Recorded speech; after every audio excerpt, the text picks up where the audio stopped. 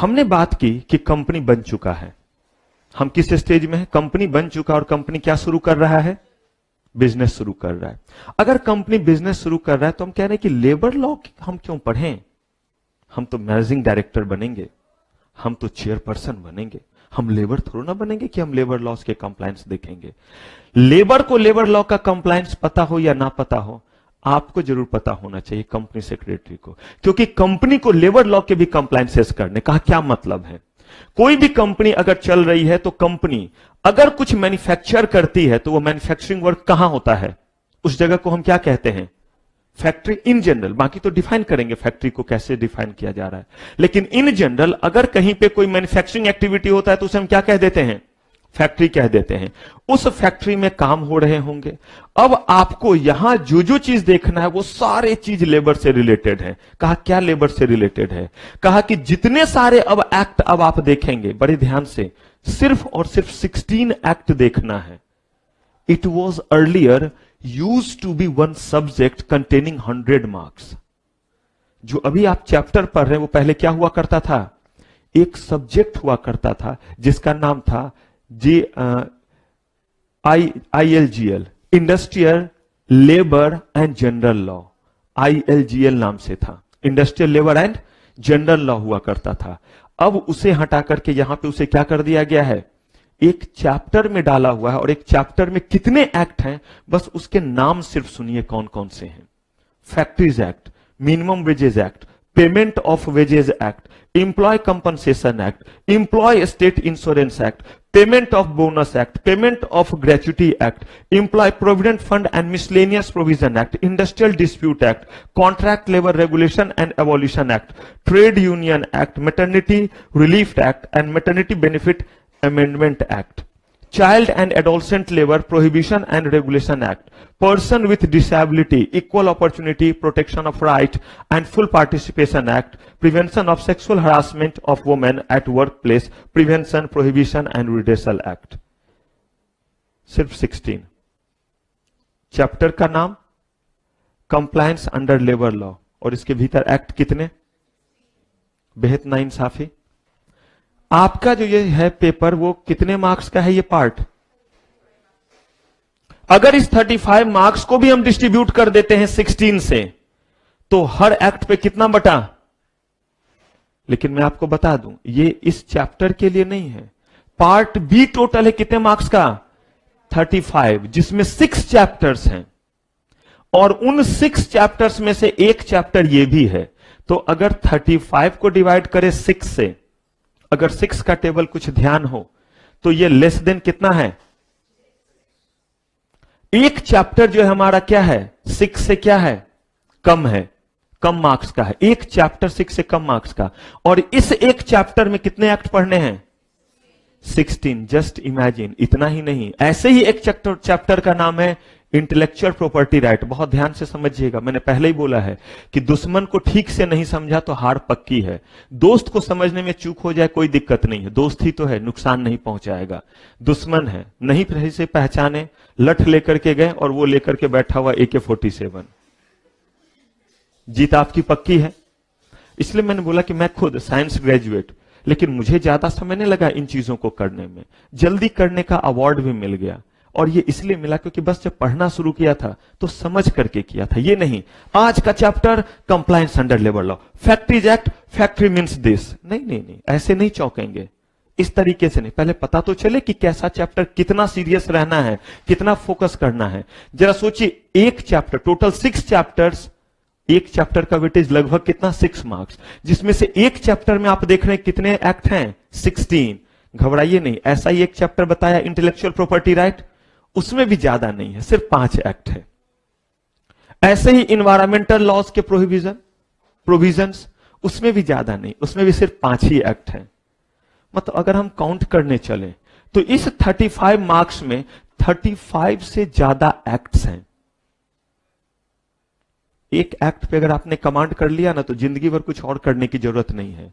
यहां 35 एक्ट्स को करे कैसे? कहा इसीलिए इन्होंने सिलेबस लिमिटेड किया हुआ है।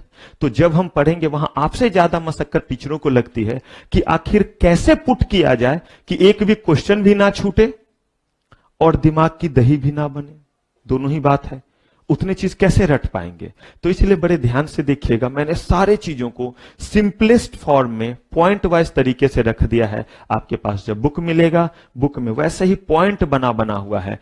कहने के लिए 35 एक्ट, लेकिन एक्ट को इतना छोटा कर दिया गया। हाँ, लेकिन वो तब आपको समझ में आएगा जब आप चीजों को सुन लेते हैं अच्छे से, और जो पॉइंट्स है बस उन पॉइंट्स को ध्यान रखते हैं। तो हमें इन सारे एक्ट्स को पढ़ना है, और ये सारे एक्ट्स रिलेटेड किस चीज से, ये जरा सुन लीजिए, फिर एक एक करके पढ़ना शुरू करेंगे। जब भी कोई मजदूर काम करेगा फैक्ट्री में, तो कहीं ऐसा ना हो कि जब वो काम कर रहा हो तो उसको अनरीजनेबल टर्म्स कंडीशन पे काम कराया जाए, या उसे अनह्यूमन कंडीशन पे काम कराया जाए। आप जब यहां पे बैठे हैं तो एक नॉर्मल डिग्री का टेम्परेचर चाहिए। आप जब यहां बैठे हैं तो नॉर्मल नेचर का हाइजीन चाहिए, साफ सफाई चाहिए। जरा सोचिए, रामदीन काम करने के लिए गया हुआ है, उसे तो पैसे की दिक्कत है, उसके पास तो चुन्नू मुन्नू गुड़िया पिंकी ढेर सारे। भगवान ने ना बड़ा अच्छा जो है वो डिस्ट्रीब्यूशन किया हुआ है। आप देखिएगा, जिनके पास पैसे की दिक्कत है, उनके पास जहां पैसे कम है, उस घर में इंसान जबरदस्त है, बहुत बरकत है इंसानों की।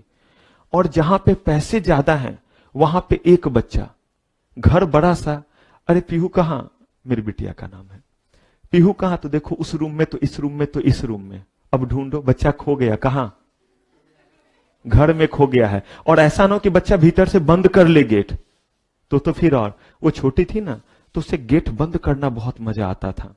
और उसमें भी अगर कोई घुसा है तो बाहर से बंद करना, ये और उसका फेवरेट गेम।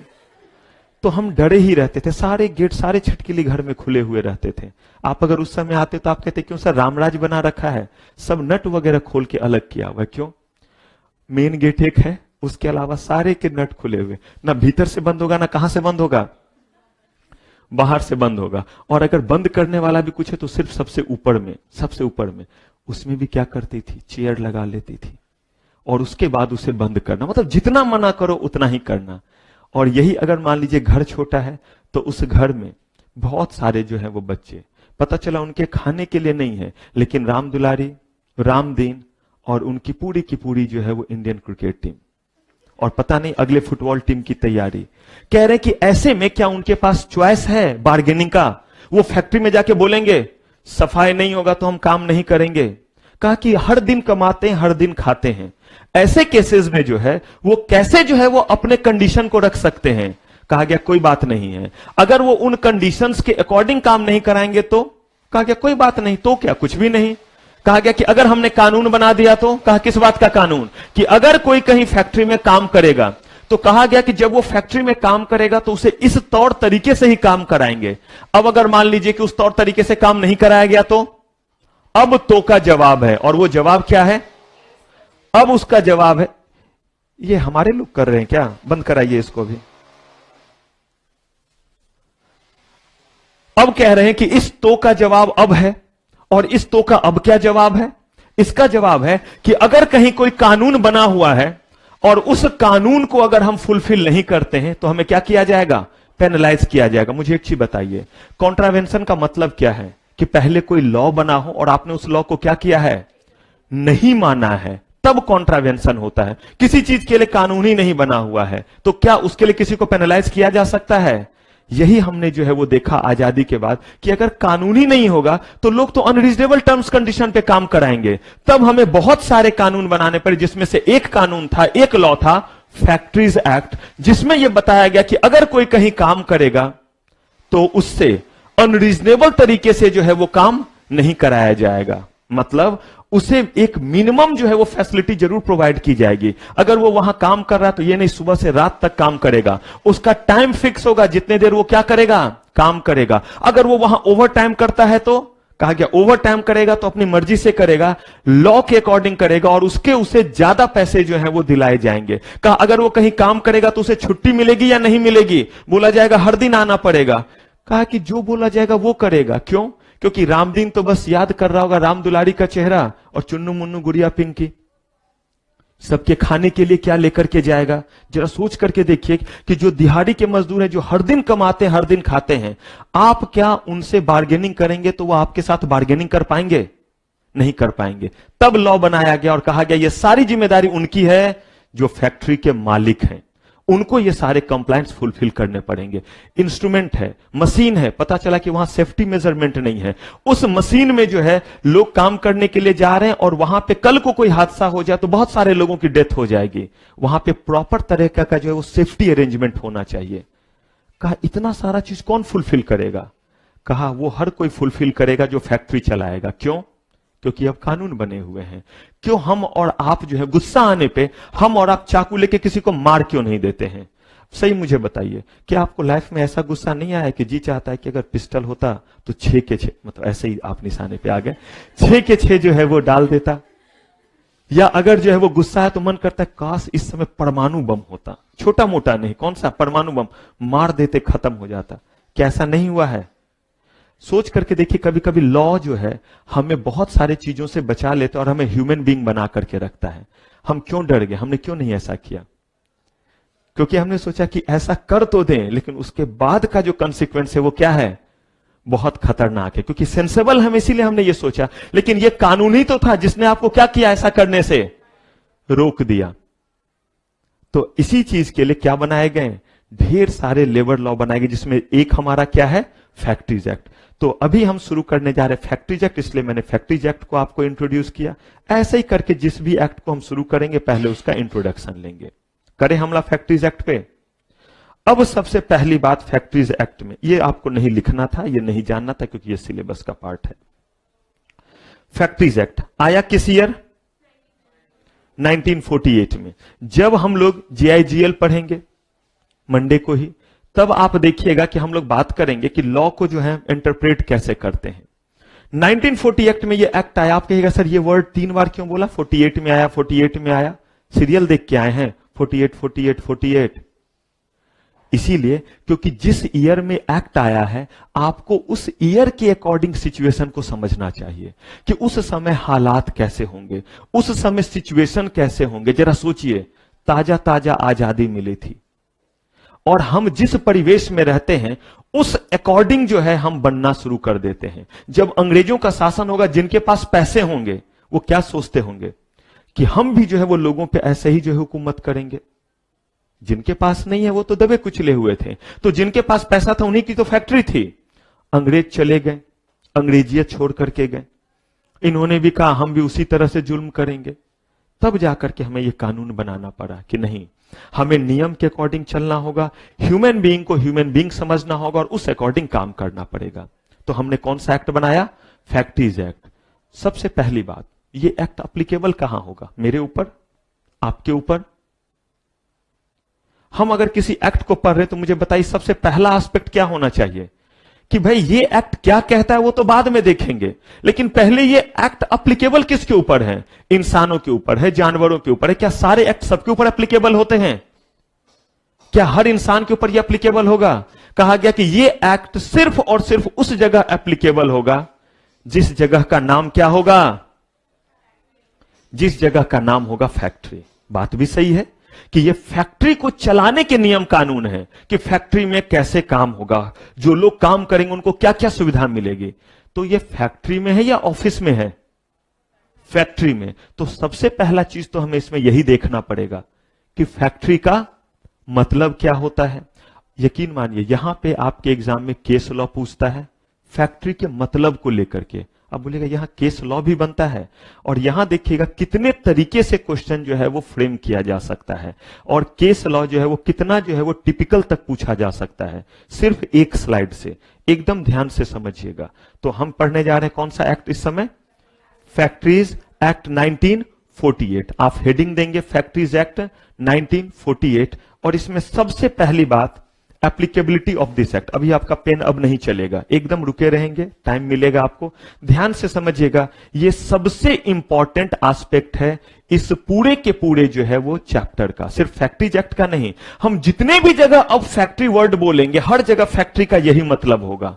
जब तक हम क्या पढ़ रहे हैं, सेटिंग अ बिजनेस एंटिटी पढ़ रहे हैं वहां। हां, कोई दूसरा एक्ट फैक्ट्री को अलग तरीके से डिफाइन करता है। जब आप आईडीआरए पढ़ेंगे, नहीं सुने होंगे नाम, industries development and regulation act, वहां पे फैक्ट्री को अलग तरीके से डिफाइन किया गया। ये डेफिनेशन किसने दिया है, किस एक्ट ने, फैक्ट्रीज एक्ट। यानी मैंने आपको पहले ही बोला कि वो जो डिफाइन करेगा वो हम क्या करेंगे, मानेंगे। हम अपने अकॉर्डिंग फैक्ट्री का मतलब क्या जानते हैं, ये जरा बताइए। वो जगह जहां मैन्युफैक्चरिंग एक्टिविटी हो, इसी को हम फैक्ट्री कहते हैं ना। फैक्ट्रीज एक्ट ने बोला कि आप अपने जनरल नॉलेज को अपने पास रखिए, वो आपका जनरल नॉलेज है। अब जरा स्पेशल नॉलेज लीजिए कि अगर ये सारी बात सही होगी, सारे कंडीशन क्या करेंगे, फुलफिल करेंगे, तो आप उस जगह को क्या कहेंगे, फैक्ट्री कहेंगे। तो कहा this act is applicable to what, all factories, कोई एक्सेप्शन नहीं छोड़ा। बोला कि फैक्ट्री, कहा कि फैक्ट्री को डिफाइन क्यों कर रहे हो, कहा कि आपने कानून बना दिया, जब तक ये नहीं बताओगे कि ये एप्लीकेबल कहां होगा तो फिर बनाने का फायदा क्या हुआ। तो कहा कि ये एप्लीकेबल होगा कहां, हर वो जगह जिसका नाम क्या है, हर वो जगह जिसका नाम जो है वो फैक्ट्री है, वहां ये एक्ट आपका क्या होगा, एप्लीकेबल होगा। कहा ठीक है। अब फिर हमने डिफाइन किया फैक्ट्री को, एकदम ध्यान से देखिएगा। तो पहला एस्पेक्ट, ये एप्लीकेबल कहां होगा, हर वो जगह जिसका नाम क्या है। और अब हम जा रहे हैं फैक्ट्री को डिफाइन करने, और मैंने पहले ही डिस्क्लेमर दिया है, यहां से बहुत बढ़िया केस लॉ रहता है आपके एग्जाम में, ध्यान से समझिएगा। एनी प्रीमाइसेस, इसको थोड़ी देर के लिए इग्नोर कीजिए ना, आप लिख नहीं रहे हैं, सिर्फ सुनना है आपको। Any premises in any part of which manufacturing activity और प्रोसेस इज कैरीड ऑन। इसका मतलब यह कह रहे हैं कि हर वो जगह, जिस जगह कौन सा एक्टिविटी हो रहा है, एकदम आराम से चलिए कि ये चीज रटना नहीं रहेगा, आपको यहीं पे याद हो जाएगा। हमने कहा कि हर वो जगह जहां पे कौन सा एक्टिविटी हो रहा है, तो इसका मतलब किसी भी जगह को फैक्ट्री कहने के लिए सबसे पहला चीज क्या होना चाहिए कि वहां क्या हो रहा है, मैन्युफैक्चरिंग एक्टिविटी हो रहा है। कहा ठीक है। कहा कि पूरे के पूरे एरिया में, कहा नहीं। देखिए यहां पे क्या लिखा हुआ है, इस जगह आप देखिए एनी प्रीमाइसेस, और यहां देखिए क्या लिखा हुआ है, in any part of which. इसका मतलब यह है कि अगर बहुत बड़े एरिया के एक छोटे से पार्ट में भी कौन सा एक्टिविटी हो रहा है, मैन्युफैक्चरिंग एक्टिविटी, तो इसका मतलब क्या वो फैक्ट्री हो गया, नो। फैक्ट्री होने के पहले एस्पेक्ट उसके पूरे हुए। ध्यान से, अगर कहीं मैन्युफैक्चरिंग एक्टिविटी ही नहीं हो रहा है तो कहा बिंदास बोलो कि वो फैक्ट्री, वो कुछ भी है लेकिन क्या नहीं है। तो अगर हम ये चेक करने जा रहे हैं कि यहां फैक्ट्री एक्ट एप्लीकेबल होगा या नहीं, तो सबसे पहला काम, क्या वो जगह फैक्ट्री है। तो कहा चलिए चेक करते हैं। तो कहा कि इस पूरे के पूरे एरिया में, इस पूरे के पूरे इलाका में, किसी भी एरिया में, एक छोटे से एरिया में भी क्या मैन्युफैक्चरिंग एक्टिविटी हो रही है ना, किसी एरिया में नहीं हो रहा है। फिर आगे कुछ चेक करें, नहीं। तो अगर हां जवाब हो गया तो क्या उसे फैक्ट्री डिक्लेयर कर देंगे, नहीं, आगे बढ़ेंगे। तो कहा कि एनी पार्ट, कहां, आप इतने बड़े ऊपर से लेकर के नीचे तक, ये सारा आईजीपी का ही बिल्डिंग है। अब अगर मैं कहूं कि इसके एक बगल में, अभी देखा आपने ना घर घर घर घर चल रहा था, अगर मान लीजिए कि पूरे जगह क्लास हो रहा है और एक जो है वो छोटे से एरिया में जो है वो मुकेश जी और तिवारी जी मिलकर के जो है मैन्युफैक्चरिंग एक्टिविटी अगर कर रहे हैं, काट रहे हैं, तोड़ रहे हैं, जोड़ रहे हैं, बाकी जगह नहीं, मैं मैन्युफैक्चरिंग कर रहा हूं, लेकिन अगर वो कर रहे हैं तो कहा गया कि ये पूरा का पूरा जगह क्या कहलाएगा, फैक्ट्री कहलाएगा। तो पूरे प्रीमाइसेस में होना जरूरी नहीं है, हर कमरे में हर जगह होना जरूरी नहीं है। क्या होगा, बस इसके लिए कहा गया एक छोटे से हिस्से में भी अगर क्या हो रहा है, मैन्युफैक्चरिंग एक्टिविटी हो रहा है, तो उसे हम क्या कहेंगे। अभी फैक्ट्री का पहला कदम पूरा हो चुका है, हम बोलेंगे वहां मैन्युफैक्चरिंग एक्टिविटी हो रहा है, फैक्ट्री का एक स्टेप पूरा हुआ, आगे बढ़ो। कहा चलिए बढ़ते हैं आगे। कहा कि मैन्युफैक्चरिंग एक्टिविटी हो रहा है तो दो बातें होंगी, या तो वहां पे पावर का इस्तेमाल हो रहा होगा या वहां पे पावर का इस्तेमाल। इस पावर का मतलब ह्यूमन पावर नहीं है, इस पावर का मतलब है इलेक्ट्रिसिटी, इस पावर का मतलब बैटरी, इस पावर का मतलब जेनसेट, यानी किसी भी तरीके से आप जो है वो पावर प्रोड्यूस कर रहे हैं। आप मुझे एक चीज बताइए, क्या सिर्फ इलेक्ट्रिसिटी से ये बल्ब और सारा चीज चलेगा। आप देखिए कितना बड़ा जो उधर पीछे टाल लगा हुआ है बैटरी का, लाइट कट भी हो जाएगी तो भी वो आपको बैकअप देगा। इसका मतलब बैटरी से भी तो पावर आता है, क्यों जेनसेट से पावर नहीं आता है। क्या जो है गोबर गैस प्लांट से पावर नहीं आता है। रूरल एरिया में गवर्नमेंट जो है वो अल्टरनेट एनर्जी में प्रमोट भी करती है। इसके अलावा विंड एनर्जी सुना है, अगर कभी जा रहे हो तो देखिए बड़ा सा वो पवन चक्की घूमता है और उससे जो है वो बोरिंग, पंपिंग सेट ये सब चलता है, बल्ब जलते हैं। तो कहा इससे भी पावर आता है। कहा कोई फर्क नहीं पड़ता है पावर किस तरीके से आता है, अगर पावर का इस्तेमाल हो रहा है, चाहे कैसे, इलेक्ट्रिसिटी के जरिए, चाहे कैसे, बैटरी से, चाहे आपका डीजल से, चाहे जनरेटर से, चाहे सौर ऊर्जा हो, चाहे कोई भी चीज हो। और आजकल सौर ऊर्जा भी, सोलर सिस्टम भी कितना ज्यादा देखते हैं, प्लेट वगैरह लगे रहते हैं। कहा जिस भी तरीके से या तो पावर का इस्तेमाल होता होगा या पावर का इस्तेमाल, be very very very attentive here, यहां पे थोड़ा ट्विस्ट है। कहा या तो पावर का इस्तेमाल होता होगा या पावर का इस्तेमाल नहीं होता होगा। कहा कि इस पावर के इस्तेमाल को थोड़ा और क्लियर करना पड़ेगा। जैसे अगर मैं यहां पे पढ़ा रहा हूं तो मुझे बताइए पढ़ाने के लिए पावर का इस्तेमाल हो रहा है, हां या ना? कैसे आपने कह दिया पावर का इस्तेमाल हो रहा है? क्या सोच करके?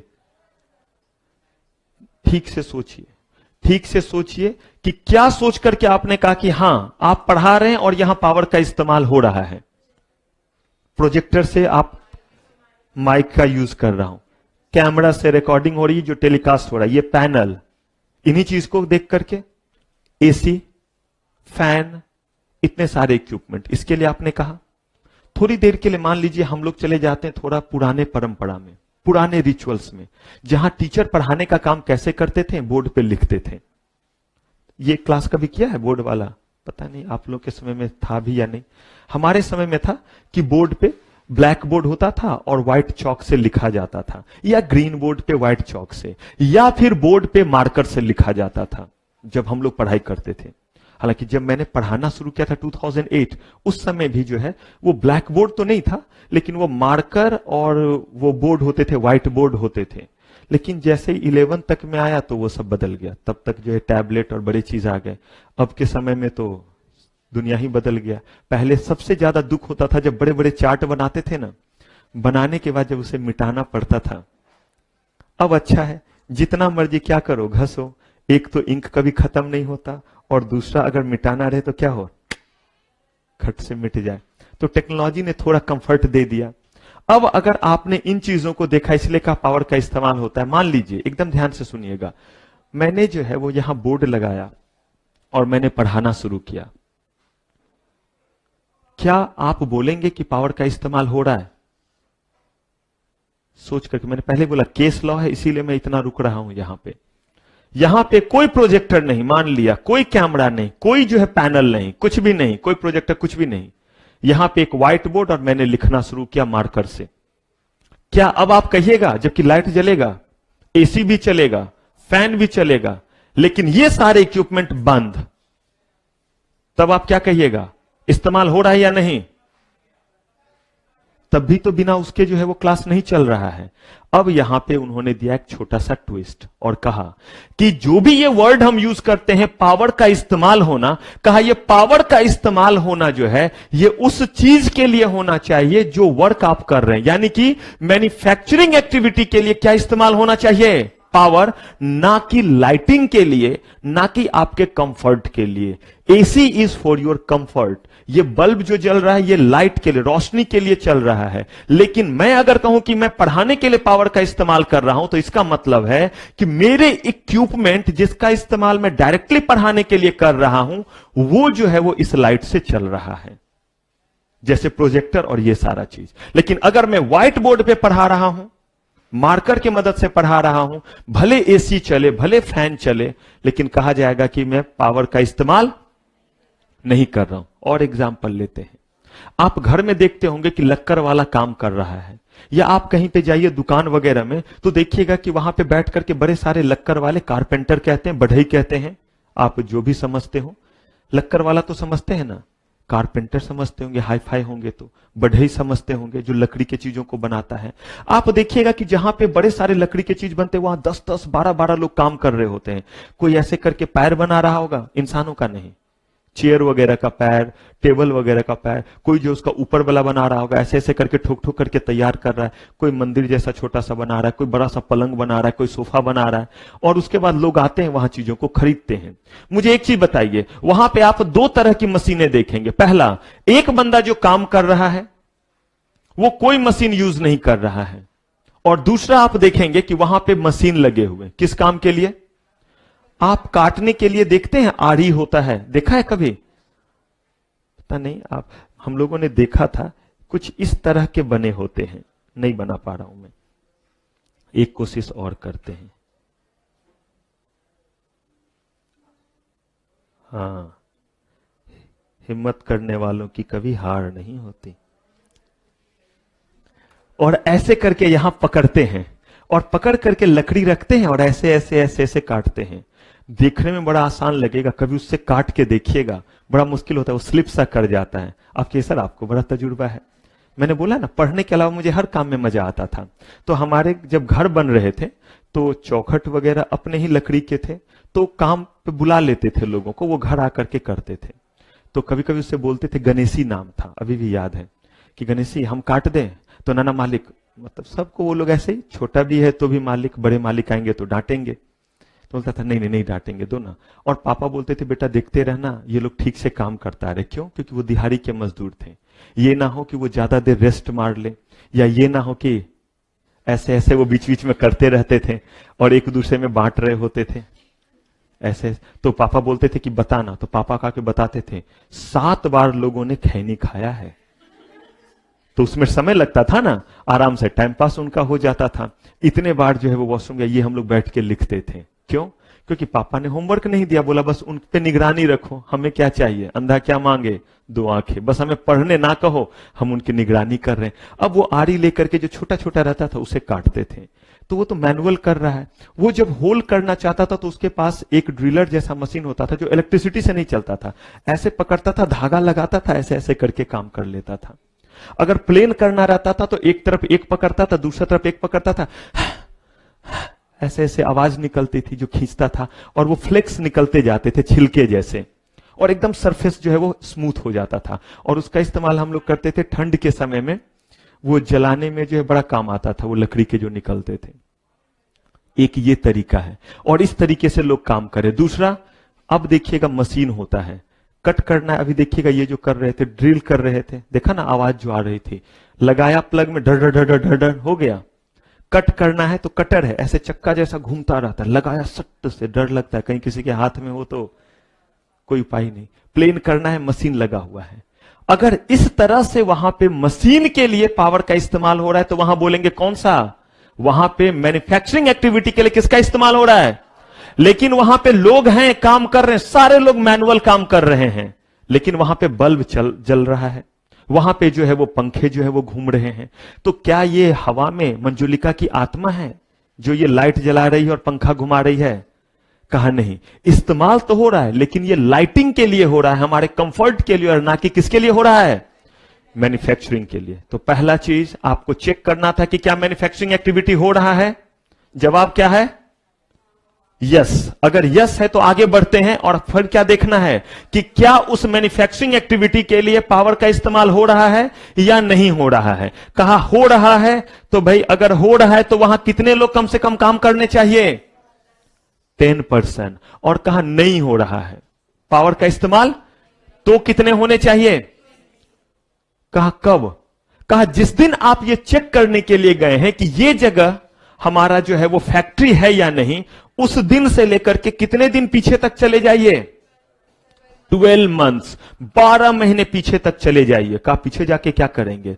कहा कि आज से लेकर के पिछले 12 महीने में अगर वहां पे कभी भी 10 या 20 लोग काम करते थे, 10 या 20 लोग काम करते थे, और वहां पे 10-20 क्यों बोला मैंने? अगर पावर का इस्तेमाल होता था तो वहां कितने लोग? और अगर पावर का इस्तेमाल नहीं होता था तो कितने लोग? 20 लोग। अगर वहां काम करते थे और वहां कौन सी एक्टिविटी हो रही थी, तो वो जगह क्या कहलाएगा? फैक्ट्री कहलाएगा। अब हो सकता है आपके दिमाग में क्वेश्चन है, सर पिछले 12 महीनों में लगातार हर दिन हर पल या एक भी दिन? लॉ के बारे में सोचिए, लॉ ने बोला एक भी दिन। कहा एक भी दिन?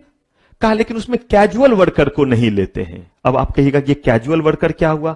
मैंने पहले बोला था, बड़े ध्यान से सुनिएगा, ये बहुत बड़ा डेफिनेशन है फैक्ट्री का, और इसमें इतने सारे इफ बट हैं कि ढेर सारे केस लॉ बनते हैं। लेकिन देखिएगा जब हम इसको कंक्लूड करेंगे तो एक भी इफ बट नहीं रहेगा, किसी भी तरीके से पूछेगा तो हम आंसर कर पाएंगे। तो पहले क्या होना चाहिए वहां, कौन सा एक्टिविटी, उसके बाद क्या चेक करेंगे, पावर का इस्तेमाल हो रहा है या, अगर हो रहा है तो कितने लोग, नहीं हो रहा है तो क्या जिस दिन चेक करने के उस दिन होना चाहिए वहां पे, तो क्या करेंगे, वहां से पिछले कितने दिन आएंगे, एक भी दिन एक भी पल के लिए कितने लोग काम कर रहे हो, 10 या 20 लोग। लॉ ने कहा एक भी दिन एक भी पल, उन्होंने कहा कि ये हमने सेफ्टी पॉइंट ऑफ व्यू से बोला है, एक भी दिन एक भी पल, इसमें हम कैजुअल वर्कर को नहीं लेते हैं। अब बस एक कैजुअल वर्कर हमें थोड़ा दुखी कर रहा है। कहा कैजुअल वर्कर का मतलब हुआ कि अगर हमने किसी को ऑन एम्प्लॉयमेंट लिया हुआ है तो वो ठीक है। कैजुअल का मतलब हुआ कि जैसे मान लीजिए कि यहां पे ही मैन्युफैक्चरिंग एक्टिविटी होता है, मान लीजिए थोड़ी देर के लिए लकड़ी का यहां पे काम होता है और यहां पे जो है बड़े सारे फर्नीचर बनते हैं, जो भी कहिए, टेबल हो, चेयर हो, सोफा हो, पलंग हो, बनते हैं। तो यहां पे जो ये बनेगा वो कैसे बनेगा, यहां पे हम जमीन खोदेंगे, इसमें बीज डालेंगे, उससे पेड़ निकलेगा, पेड़ बड़ा होगा, पेड़ को काटेंगे, उसे छीलेंगे, तब उससे लकड़ी निकालेंगे, तब पलंग बनाएंगे। तो हम क्या करेंगे, यहीं पे पेड़ लगाएंगे या कहीं से मंगाएंगे लकड़ी, तो लकड़ी मंगाएंगे, लकड़ी मंगाएंगे और यहां पे चीजों को क्या करेंगे, बनाएंगे। तो लकड़ी जब मंगाएंगे तो इसी रोड पे आएगा या सीधे हवा से यहां पहुंच जाएगा। और आपने रोड तो देखा ही हुआ है, लक्ष्मीनगर का कितना चौड़ा चौड़ा रोड है, एक बार में कम से कम 7-8 गाड़ियां आमने सामने गुजर जाए। और ये गली वाला हमारा तो और देख लीजिए, अगर 2 बाइक ऐसे करके खड़ा हो जाए तो बोलना पड़ता है, भाई साहब हमें जाना भी है। तो वो बाइक का हैंडल थोड़ा ऐसे करते हैं तो हम लोग क्या हो जाते हैं, निकल जाते हैं। मतलब अगर एक ठेला और एक बाइक है तो बड़ा याराना दोस्ताना हो जाता है, दोनों एक दूसरे को बोल रहा है, ओए तू क्यों आगे आया, तो तू क्यों आगे आया। इतने देर में एक पीछे होता तो दोनों आगे बढ़ जाते, ये इधर ये इधर, लेकिन दोनों के शान के बारे में ये हो गया, तू पीछे जा, जानता है तू मैं कौन हूं। अरे भैया दोनों एक दूसरे को नहीं जानते हो कौन हो, क्योंकि यहां पे कोई बोर्ड थोड़ा ना लगा हुआ है। अब ऐसे में एकाएक जो है वो ट्रक आए, ट्रक से तो सामान आएगा। अब आपको डर है कि तुरंत जो है वो जाम हो जाएगा, तो आपने क्या किया, 20 ऐसे आपके यहां काम करने वाले लोग जो है वो 9 लोग काम करते हैं, कितने, 9 पीपल काम करते, और पावर का इस्तेमाल हो रहा है। आपने 20 मजदूरों को बुलाया, ये सब केस लॉ रहेगा, ऐसे करके वो लिख के पूछेगा आपसे। उसने 20 मजदूरों को बुलाया और बोला फटाफट जो है वो ट्रक से सामान उठा और यहां पे फेंक। तो बताइए मुझे, आज आधे दिन तक वो 20 लोग काम कर रहे हैं या नहीं, या 2 घंटे 4 घंटे जितना लगा, इस समय काम करने वालों की संख्या कितनी हो गई, 20 + 29। अब तो पावर का इस्तेमाल हो या ना हो, आप तो आ गए दायरे में, क्योंकि मैन्युफैक्चरिंग एक्टिविटी तो हो रहा है। आप दायरे में आए या नहीं आए, उन्होंने इसी को बोला कैजुअल वर्कर। कहा कि इस केस में वहां पे लॉ लगाने की जरूरत नहीं है, क्योंकि उसने तो बस इसीलिए वहां लोगों को अपॉइंट किया ताकि किसी भी तरह का न्यूसेंस क्रिएट ना हो, ट्रैफिक जाम ना हो, सिर्फ सामान को क्या करने के लिए, उतार करके रखने के लिए। हां, लेकिन यहां उन सामानों पे काम करने के लिए अगर वो 2 और लोगों को रख लेता है तो फिर वो क्या कहलाएगा, तो वो जगह फैक्ट्री कहलाएगा। क्योंकि हम क्या कह रहे हैं, यहां पावर का इस्तेमाल हो रहा है या नहीं हो रहा है। तो ये क्लियर है। चलिए एक बार फिर सम अप करें। हमें चेक करना है कि कोई जगह फैक्ट्री है या नहीं है। तो सबसे पहले क्या चेक करेंगे कि क्या वहां मैन्युफैक्चरिंग एक्टिविटी हो रहा है। जवाब क्या है, यस। जवाब है नो, तो सीधा जवाब क्या होगा, वो फैक्ट्री नहीं है। और आप कुछ एग्जाम में भी लिखेंगे, so none of the provision is going to apply for this premises या फॉर दिस एस्टैब्लिशमेंट। क्यों, क्योंकि वहां मैन्युफैक्चरिंग एक्टिविटी ठीक है। अगर मैन्युफैक्चरिंग एक्टिविटी हो रहा है तो अगला चीज क्या चेक करेंगे, क्या पावर का इस्तेमाल हो रहा है या।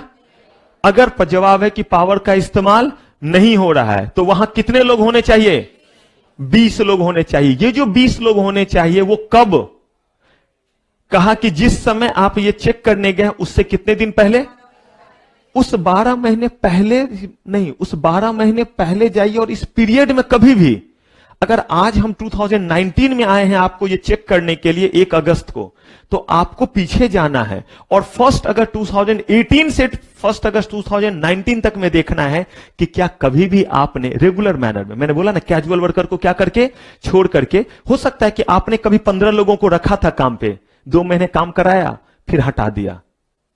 अगर ऐसा किया तो आप फैक्ट्री कहलाएंगे या नहीं, इस साल के लिए तो आप फैक्ट्री कहलाएंगे। फिर जैसे ही अगले बार हम करेंगे और 12 महीने पीछे आएंगे तब हो सकता है आप ना कहलाएं। ये बात समझ में आ रहा है। अगर मान लीजिए हम चेक करने के लिए आए और हमने देखा कि दिसंबर के महीने में, दिसंबर 2018 में यहां 15 लोग काम करते थे, लेकिन आज 9 लोग काम करते हैं, मुझे बताइए ये फैक्ट्री कहलाएगा या नहीं? पावर का इस्तेमाल हो रहा है। दिसंबर 2018 में 15 पीपल वो वर्किंग ओवर देयर, लेकिन आज सिर्फ 9 पीपल है। पावर का इस्तेमाल हो रहा है, मैन्युफैक्चरिंग एक्टिविटी कर रहे हैं। क्या ये जगह फैक्ट्री होगा? कैसे होगा? 9 पीपल काम कर रहे हैं, सो हमें तो एटलीस्ट 10 चाहिए ना, तो अभी तो 9 ही काम कर रहे हैं।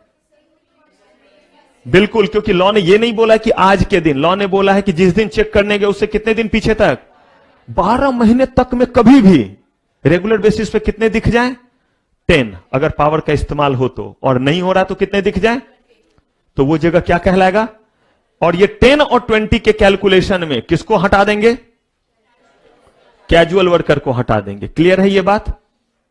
अब आपको लग रहा होगा कि फैक्ट्री का डेफिनेशन पूरा क्लियर है आपका।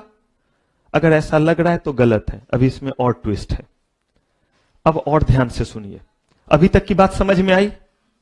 मैंने आपको पहले ही बोला है, इस पूरे एक्ट में बस यही एक जगह है जहां केस लॉ है, बाकी में तो कुछ नहीं। मैं बोलूंगा ये प्रोविजन है, आप भी जयकारा लगाएंगे, हां सर हम समझ गए, लेकिन यहां से केस लॉ बनता है, तो इसीलिए आप केयरफुल रहेंगे। अब देखिए ये वर्ड जरा देखिए क्या है, इंक्लूडिंग व्हाट? प्रीसिंक्ट्स। आपको ये वर्ड अभी नहीं है पता, बाकी सब तो हम समझ गए। Any premises in any part of which manufacturing activity और प्रोसेस इज कैरीड ऑन, ये सब हम समझ चुके हैं या नहीं? लेकिन डेफिनेशन का पार्ट तो ये भी है, वो तो मैंने बोला था इग्नोर करने के लिए, और आपने भी जो है वो बिल्कुल आज्ञाकारी शिष्य की तरह माना और उसको क्या किया? इग्नोर किया, क्योंकि इग्नोर करना आपको बहुत पसंद है। अगर मैं बोलूं पूरा लॉ ही कर दीजिए तो आप बोलेगा सर काश ऐसा हो जाए, तो बल्ले बल्ले है। लेकिन अब नहीं, अब जिसको बोला इग्नोर करने उस पे आइए। अब इस प्रीसिंक्ट्स का मतलब क्या है ये जरा समझिए। प्रीसिंक्ट्स का इन जनरल मतलब होता है कि वो कोई भी हिस्सा, ध्यान से सुनिएगा, वो कोई भी हिस्सा जो आपके मैन्युफैक्चरिंग एक्टिविटी को सपोर्ट करता हो।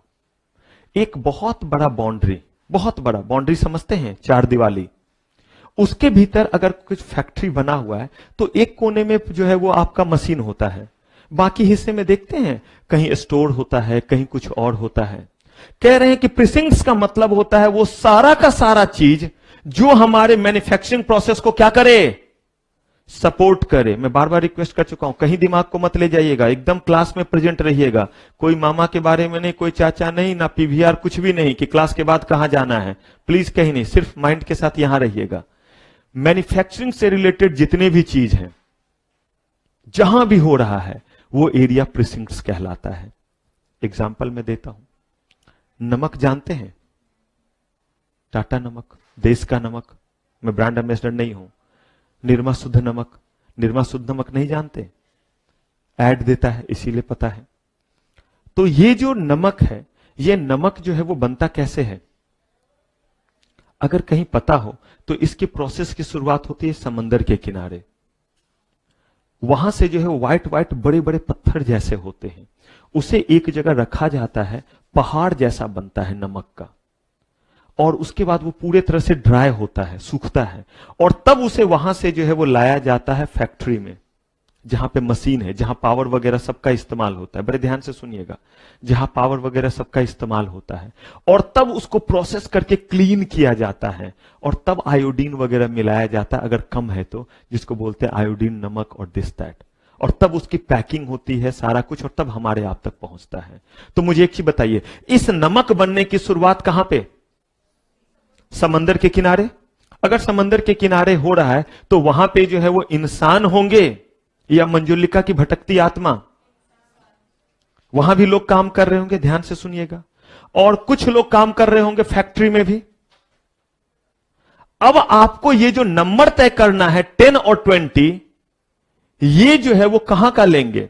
जो समंदर में काम कर रहे हैं, समंदर पे उसी टाटा सॉल्ट के लिए काम कर रहे हैं, उनको काउंट कीजिएगा, या जो सिर्फ फैक्ट्री में है उनको काउंट कीजिएगा?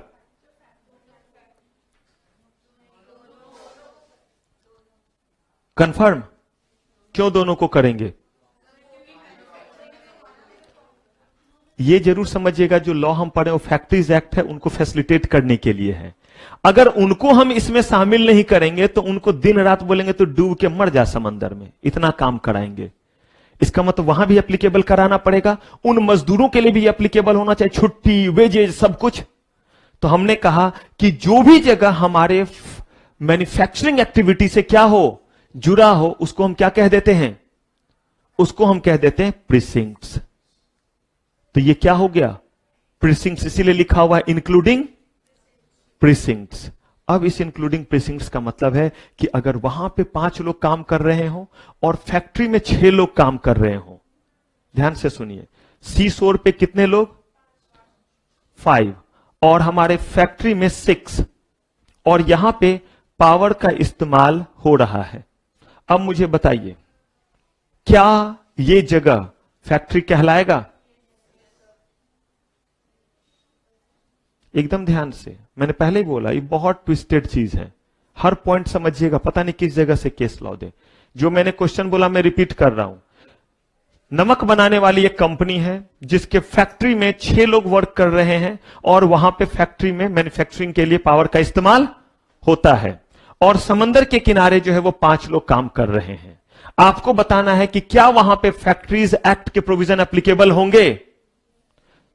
हां या ना पहले मत बोलिए, 30 सेकेंड मैंने दिया, जितना बुद्धि लगा सकते हैं लगाइए, किडनी का जितना इस्तेमाल कर सकते हैं कीजिए, लेकिन भाईचारा में नहीं, अपना अपना दिमाग लगाइए। हां या ना जो भी आप कह रहे, लॉजिक होना चाहिए कि क्यों हां कह रहे हैं, क्यों ना कह रहे हैं। क्लियर है क्वेश्चन? 6 लोग फैक्ट्री प्रीमाइसेस में जहां पे पावर का इस्तेमाल होता है मशीन को चलाने के लिए, नमक बनाने के लिए, और उसी जो है वो कंपनी के 5 लोग जो है कहां काम करते हैं?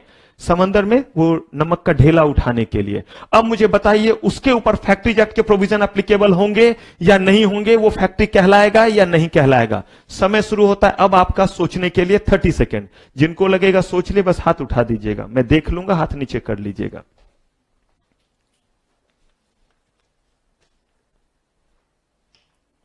हाथ उठा था? 1 2 3 4 5 6, ठीक है। बाकी जनता? छोटे मोटे रेड?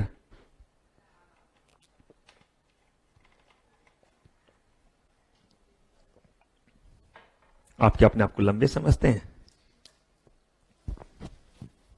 ठीक, चलिए पहला मौका देते हैं छोटे खिलाड़ी को। बताइए, वर्कर लगेगा? क्यों लगेगा? टोटल 11 वर्कर्स हैं। अच्छा सर, मुझे लीजिए स्क्रीन पे, टोटल कितने हैं? 11 हैं। अब देखिए यहां पे इनका कहना है कि यहां पे जो है वो प्रोविजन क्या होगा? अप्लीकेबल होगा। यानी कि ये कह रहे हैं कि यहां पे फैक्ट्रीज एक्ट का प्रोविजन लगेगा। यहां 5 और यहां 6, तो कितने हुए? 11। क्या सोच के आपने ये बोला? चलिए पहले काउंटिंग ये करा लेते, वोटिंग। कितने लोगों का कहना है फैक्ट्रीज एक्ट के प्रोविजन एप्लीकेबल होंगे? ठीक है। जिनका कहना है कि फैक्ट्रीज एक्ट के प्रोविजन एप्लीकेबल नहीं होंगे, ये फैक्ट्री नहीं है, ठीक है। जिन्होंने कुछ नहीं कहा वो उठ जाइए। कोई ऐसे हैं? ग्रीन स्ट्रैप स्ट्रैप, आप किस में थे? होंगे। चलिए आपका कहना है कि नहीं होगा। क्यों नहीं होगा?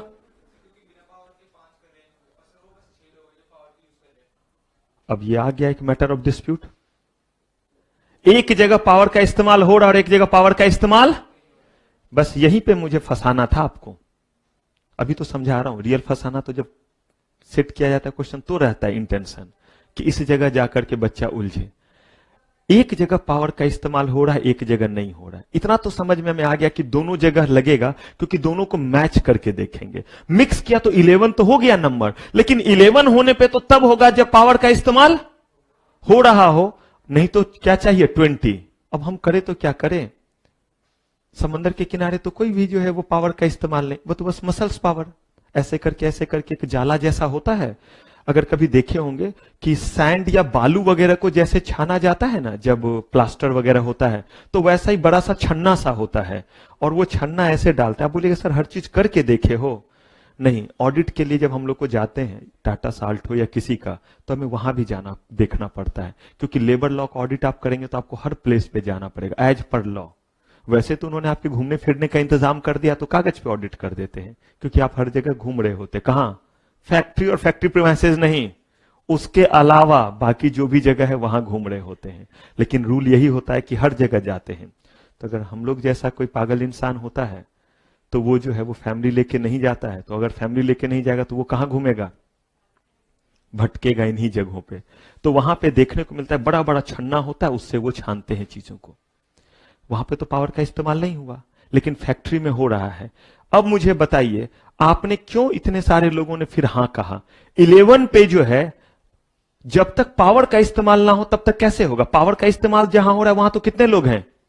मान लिया मैंने कि टोटल जो है वो कितने लोग हैं? 11। इसमें मैं सहमत हूं। कितने पीपल? सब फैक्ट्री के हैं, सबको जो है वो फैसिलिटी मिलना चाहिए। लेकिन मुझे एक चीज बताइए, आप ही का ना बना हुआ ये कानून है जो आपके ऊपर एप्लीकेबल है कि अगर 10 लोग हैं तो वहां क्या इस्तेमाल होना चाहिए? तो कहां हो रहा है? वहां तो 6 ही लोग पे पावर का इस्तेमाल हो रहा है। अब जरा देखिए लॉक बनाने का इंटेंशन। आखिर फैक्ट्रीज एक्ट बनाया क्यों गया? ताकि मैक्सिमम लोगों को इस दायरे में हम रख सके। तब इन्होंने क्या बोला है वो सुनिए। इन्होंने कहा है कि अगर कहीं भी पावर का इस्तेमाल नहीं होता है, कहीं का मतलब कहां कहां? कोई भी ऐसा जगह जो आपके ध्यान से सुनिएगा मैन्युफैक्चरिंग एक्टिविटी से जुड़ा हुआ है, उनमें से किसी भी प्लेस पे पावर का इस्तेमाल नहीं होता है। तो अगर किसी भी जगह पे पावर का इस्तेमाल नहीं होता है तो वैसे केस में जो है हम बोलेंगे पावर का इस्तेमाल नहीं होता है।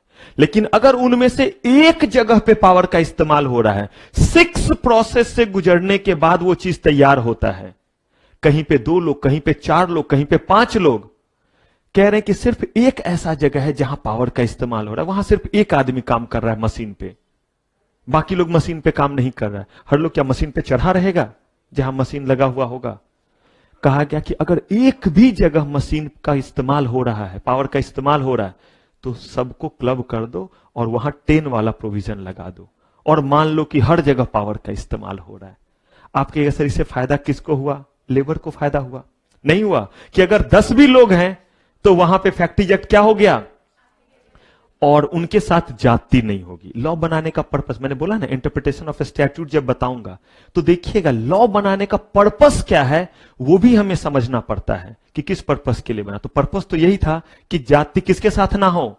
लेबर के साथ। तो भाई तब जाति नहीं होगी ना जब आप प्रोविजंस के तहत उसको लाइएगा, और वो तब जब वो चीज क्या कहलाएगा? फैक्ट्री पहले कहलाएगा। तो अगर किसी भी जगह पावर का इस्तेमाल हो रहा हो जो किससे जुड़ा है? मैन्युफैक्चरिंग एक्टिविटी से, किसी भी जगह, तो सबको क्लब कीजिए और क्लब करके क्या मान लीजिए कि वहां पावर का इस्तेमाल हो रहा है। क्लियर है ये? ऐसे ही मैं एक एग्जांपल देता हूं प्रिसिंक्ट्स का आपको। ये तो एक एग्जांपल प्रिसिंक्ट्स का। गन्ना समझते हैं? सुगर केन, केतारी भी बोलते हैं, जिससे चीनी बनता है। चीनी का जो शुगर मिल है वहां पे जो है वो फैक्ट्री के भीतर ही क्या गन्ने की खेती होती है? उसमें पहले कोड़ाई होती है, फिर जो है वो बीज डाले जाते हैं, तब गन्ना बड़ा होगा, पानी, खाद, और तब तैयार करेंगे। कहा नहीं, हम किसानों से क्या खरीदते हैं? और किसान बस अपना पूरा का पूरा खेत बेच देते हैं, जमीन के साथ नहीं। वो कहते हैं कि ये इतना बड़ा जो एरिया है ये आप ले लो और आप अपना खुद से कटाई कर लो, आपको जिस तरीके से कटाई करना है। फैक्ट्री में उतने जगह होते नहीं कि काट करके वहां लाएंगे। तो वो करते क्या है? जिन किसानों ने जगह दे दी वहीं पे जो है वो इनके लोग जाते हैं, किनके? शुगर मिल के जो लोग होते हैं फैक्ट्री के, और वो वहां पे जो है वो गन्ने को काटते हैं और उसके फ्लेक्स मत छील लेते हैं, जो काम हम दांत से नहीं करते हैं। अब आप ही सोचिए कि रामदीन हड़िया वो क्या दांत से छील छील करके जो है वो अलग करेगा, तब उसका चीनी बनेगा जो हम खाएंगे। तो बड़ा मजा है, वो ऐसे करके छील रहा होगा, कुछ खा भी रहा होगा और कुछ छील छील के रख रहा होगा। लेकिन रूल यही है कि उसको पहले क्या करना पड़ता है? ऊपर के फ्लेक्स हटाने पड़ते। तो वहां पे वो हाथ वाला ऐसे मशीन रहता है और ऐसे ऐसे करके करते। आपके ये भी देखा है? हाँ, ये भी देखा है, क्योंकि गलती से गन्ने मिल का भी ऑडिट किया है। तो ऐसे ऐसे करके उसको क्या करते हैं, हटाते हैं, और हटा करके उसे रखते हैं। एक रामदीन ने ये करके दिया, हरिया फट से जो एक कटर होता है, और उस कटर को cut cut cut cut cut cut cut cut मारता है, वो छोटे छोटे टुकड़े में बट जाता है। कभी कभी आप देखिएगा ठेले पे वो ऐसे करके छोटा छोटा गन्ना और ऐसे नेट से ढका हुआ मिलता रहता है। ये उन लोगों के लिए है जो सोफिस्टिकेटेड लाइफ जीते हैं, मतलब उनको फैशन भी चाहिए और उनको गन्ने का स्वाद भी चाहिए। हमें तो गन्ना खाना रहे तो ऐसे करके, लेकिन उसमें जो है वो पूरा का पूरा पोस्टर बनते हैं, थोड़ा ये सब बिगड़ता है। लेकिन आप स्टाइल में जा रहे हैं, आपको खाना है तो वो उनके लिए ऐसे करके लिया, गन्ने का भी मजा आ गया, तो वो भी बिकता है। वैसे करके वो बना करके कहां भेजेंगे, मिल में भेजेंगे, वहां पे आपके बड़े सारे लोग काम कर रहे हैं। तो ये जगह प्रिसिंक्ट्स कहलाएगा या नहीं, इनको शामिल करेंगे या नहीं करेंगे? वहां तो कोई पावर का इस्तेमाल नहीं हो रहा है, लोग हाथ वाले कचिया से कट कट कट कट करके खाट रहे होते हैं। कहा कोई बात नहीं है, फैक्ट्री में तो हो रहा है, तो उसमें अगर हो रहा है तो इनको उनको सबको ऐड करो और समझो हर जगह पावर का इस्तेमाल हो रहा है। और तब अगर संख्या 10 हो जाए तो वो क्या कहलाएगा, फैक्ट्री। नहीं पावर का इस्तेमाल हो रहा है तो कितना हो जाए, तो वो क्या कहलाएगा। और प्रिसिंक्ट्स का एग्जांपल सुनिए, ऑयल जो एक्सट्रैक्शन होता है, पेट्रोल डीजल, ये सब जो है वो समंदर के बीच में होता है। अगर सुनते होंगे तो रिलायंस या बाकी कंपनी का देखिएगा, समंदर के बीच में अलग तरह का एक जहाज जैसा लगेगा, वो उसका ड्रिलिंग सेक्शन होता है। ओएनजीसी वगैरह का ड्रिलिंग सेक्शन होता है, वहां पे बड़े लोग काम कर रहे होते हैं, वहां पे ड्रिल करके समंदर के भीतर, और तब वहां से जो है वो क्रूड ऑयल निकाला जाता है, और तब वो हमारे रिफाइनरी में पहुंचता है, और तब वो प्रोसेस होता है। और उसी क्रूड ऑयल को प्रोसेस करने से, उसी तेल को, क्रूड ऑयल को प्रोसेस करने से, उसी से पेट्रोल भी निकलता है, उसी से डीजल निकलता है, उसी से किरोसिन ऑयल निकलता है, उसी से हमारा अलकतरा कोलतार जिससे हम रोड बनाते हैं, और उसी से हमारा ग्रीस जो हम गाड़ियों में लगाते हैं, और उसी से वैसलीन, पेट्रोलियम जेली जो हम मुंह में लगाते हैं, ये उसी से निकलता है। सबका बस अलग अलग लेवल है। इतने लेवल तक प्यूरिफाई करेंगे तो पेट्रोल, उसके बाद का हिस्सा डीजल, उससे भी खराब हिस्सा किरोसिन ऑयल। अगर किरोसिन ऑयल जानते होंगे, स्टोव वगैरह में यूज करते थे, उससे भी खराब जो है वो हो गया ग्रीस, उससे भी जो खराब है वो अलकतरा, जिसका इस्तेमाल क्या करते हैं हम, रोड बनाने में करते हैं। और जो सबसे प्यूरिफाइड होता है हिस्सा जेली का, वो कहलाता है petroleum jelly, Vaseline. Pure petroleum jelly है, बिल्कुल नेचुरल होता है। इसीलिए जो है वो देखते हैं बच्चों वगैरह को वैसलीन वगैरह, या डॉक्टर भी रिकमेंड कर देते हैं कि वैसलीन का यूज कर सकते हैं। तो प्योर पेट्रोलियम जेली है। पेट्रोलियम जेली आग लगा के आप घूम रहे हैं, नहीं है कि पेट्रोलियम जेली। अगर कोई बोले अच्छा बाहर जा रहे हो, जरा पेट्रोल लगा लेना, तो अजीब लगेगा। अच्छा बाहर जा रहे हो, जरा क्रूड ऑयल लगा लेना। लेकिन अगर कोई बोले वैसलीन लगा लेना तो अजीब नहीं लगता, जबकि निकला किस चीज से है, वो निकला तो उसी चीज से है। तो चलिए, क्या अब माने कि कोई भी क्वेश्चन आपसे पूछेगा तो आप बना देंगे? मुझे एक बात बताइए, ये बताने में मुझे 2 मिनट भी नहीं लगता। किस चीज को, वो सुनिए कि ये एक्ट एप्लीकेबल है फैक्ट्री के ऊपर, आप भी बोलते ठीक है। अगला कार्रवाई, फैक्ट्री उस जगह को कहते हैं जहां अगर पावर मैन्युफैक्चरिंग हो रहा हो, और अगर पावर का इस्तेमाल होता है तो 10 लोग कम से कम होने चाहिए, और अगर नहीं हो रहा तो कितने लोग होने चाहिए, 20 लोग होने चाहिए, अंतिम 12 महीनों में किसी भी दिन के लिए। ये फैक्ट्री हुआ, काम खत्म। मैं भी खुश, आप भी खुश। लेकिन इसीलिए मैंने आपको बोला कि जब तक आप विजुअलाइजेशन नहीं रखेंगे कि इससे ऐसा भी क्वेश्चन पूछ सकता है, तो आप उस क्वेश्चन का आंसर कैसे करें? क्योंकि हम ये थोड़ा ना पूछने वाले हैं। मेरे जैसे लोगों को मौका मिला तो थोड़ा ना पूछेगा write short notes on factory, बिल्कुल ही नहीं। तो पूछेंगे क्या? There is one company, DNP limited, having one factory premises located as Hoshiarpur, where this, और वहां प्रिसिंक्ट्स तक के कहानी को भी ले आएंगे, पावर वगैरह सबको ले आएंगे, और तब बोलेंगे एज बीइंग अ होनहार company secretary give your opinion as per provision of factories act. होनहार बस हटा दीजिए, वो तो आप ऑलरेडी हैं। तो ऐसे क्वेश्चन के लिए आपको तैयार रहना है। क्लियर है? अब यहां से कुछ भी पूछेगा तो बता देंगे या बोल्ड होकर के आएंगे? तो एक क्वेश्चन इससे पूछेगा सीधा सीधा, स्ट्रेट फॉरवर्ड। दूसरा क्वेश्चन अप्लाइड, जिसको केस लॉ कहते हैं। तो यहां आप कहीं मार्क करके लिख लेंगे, very important for what, case law, और ये काम आपका है। ऐसे ही किसी भी जगह जहां भी मैं ये बात बोलूं कि इस तरीके से केस लॉ है, और काम आपका क्या है, जब घर जाइएगा तो एक ऐसे ही करके जो है वो केस लॉ वर्ड जरूर लिखिएगा कि सर ने बोला है कि ऐसे करके यहां क्या हो सकता है, केस लॉ। और मैं जब आपका टेस्ट लूंगा तो वैसा ही क्वेश्चन हो सकता है। तो वो परेशान करने के लिए नहीं है, आपको क्या करने के लिए है, तैयार करने के लिए। तो अभी जो है बस बच के चलें या इन चीजों को जो है वो क्लियर करके चलें। तो इसीलिए आप भी थोड़ा दम लगाइएगा, ये नहीं कि सर केस लॉ वगैरह छोड़ते हैं। अब आप इसको पहले डन कीजिए, फिर हम लोग आगे बढ़ेंगे। डन कीजिए फटाक से।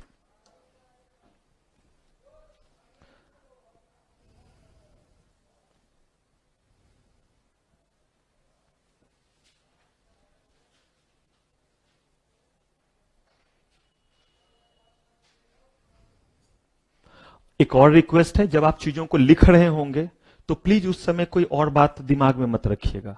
एक होता है ना कि लिखते वक्त थोड़ा बातचीत कर लेते हैं कि कब कब निकल रहे हो, यहां के बाद कहां चलना है, आज का बाकी क्या प्रोग्राम है। प्लीज बस ये 2 घंटे मुझे 1.5 घंटे दे दीजिए, सिर्फ इसी बात को ध्यान में रखते हुए, दिमाग में रखते हुए लिखते रहिए। देखिएगा रिवीजन आसान हो जाएगा।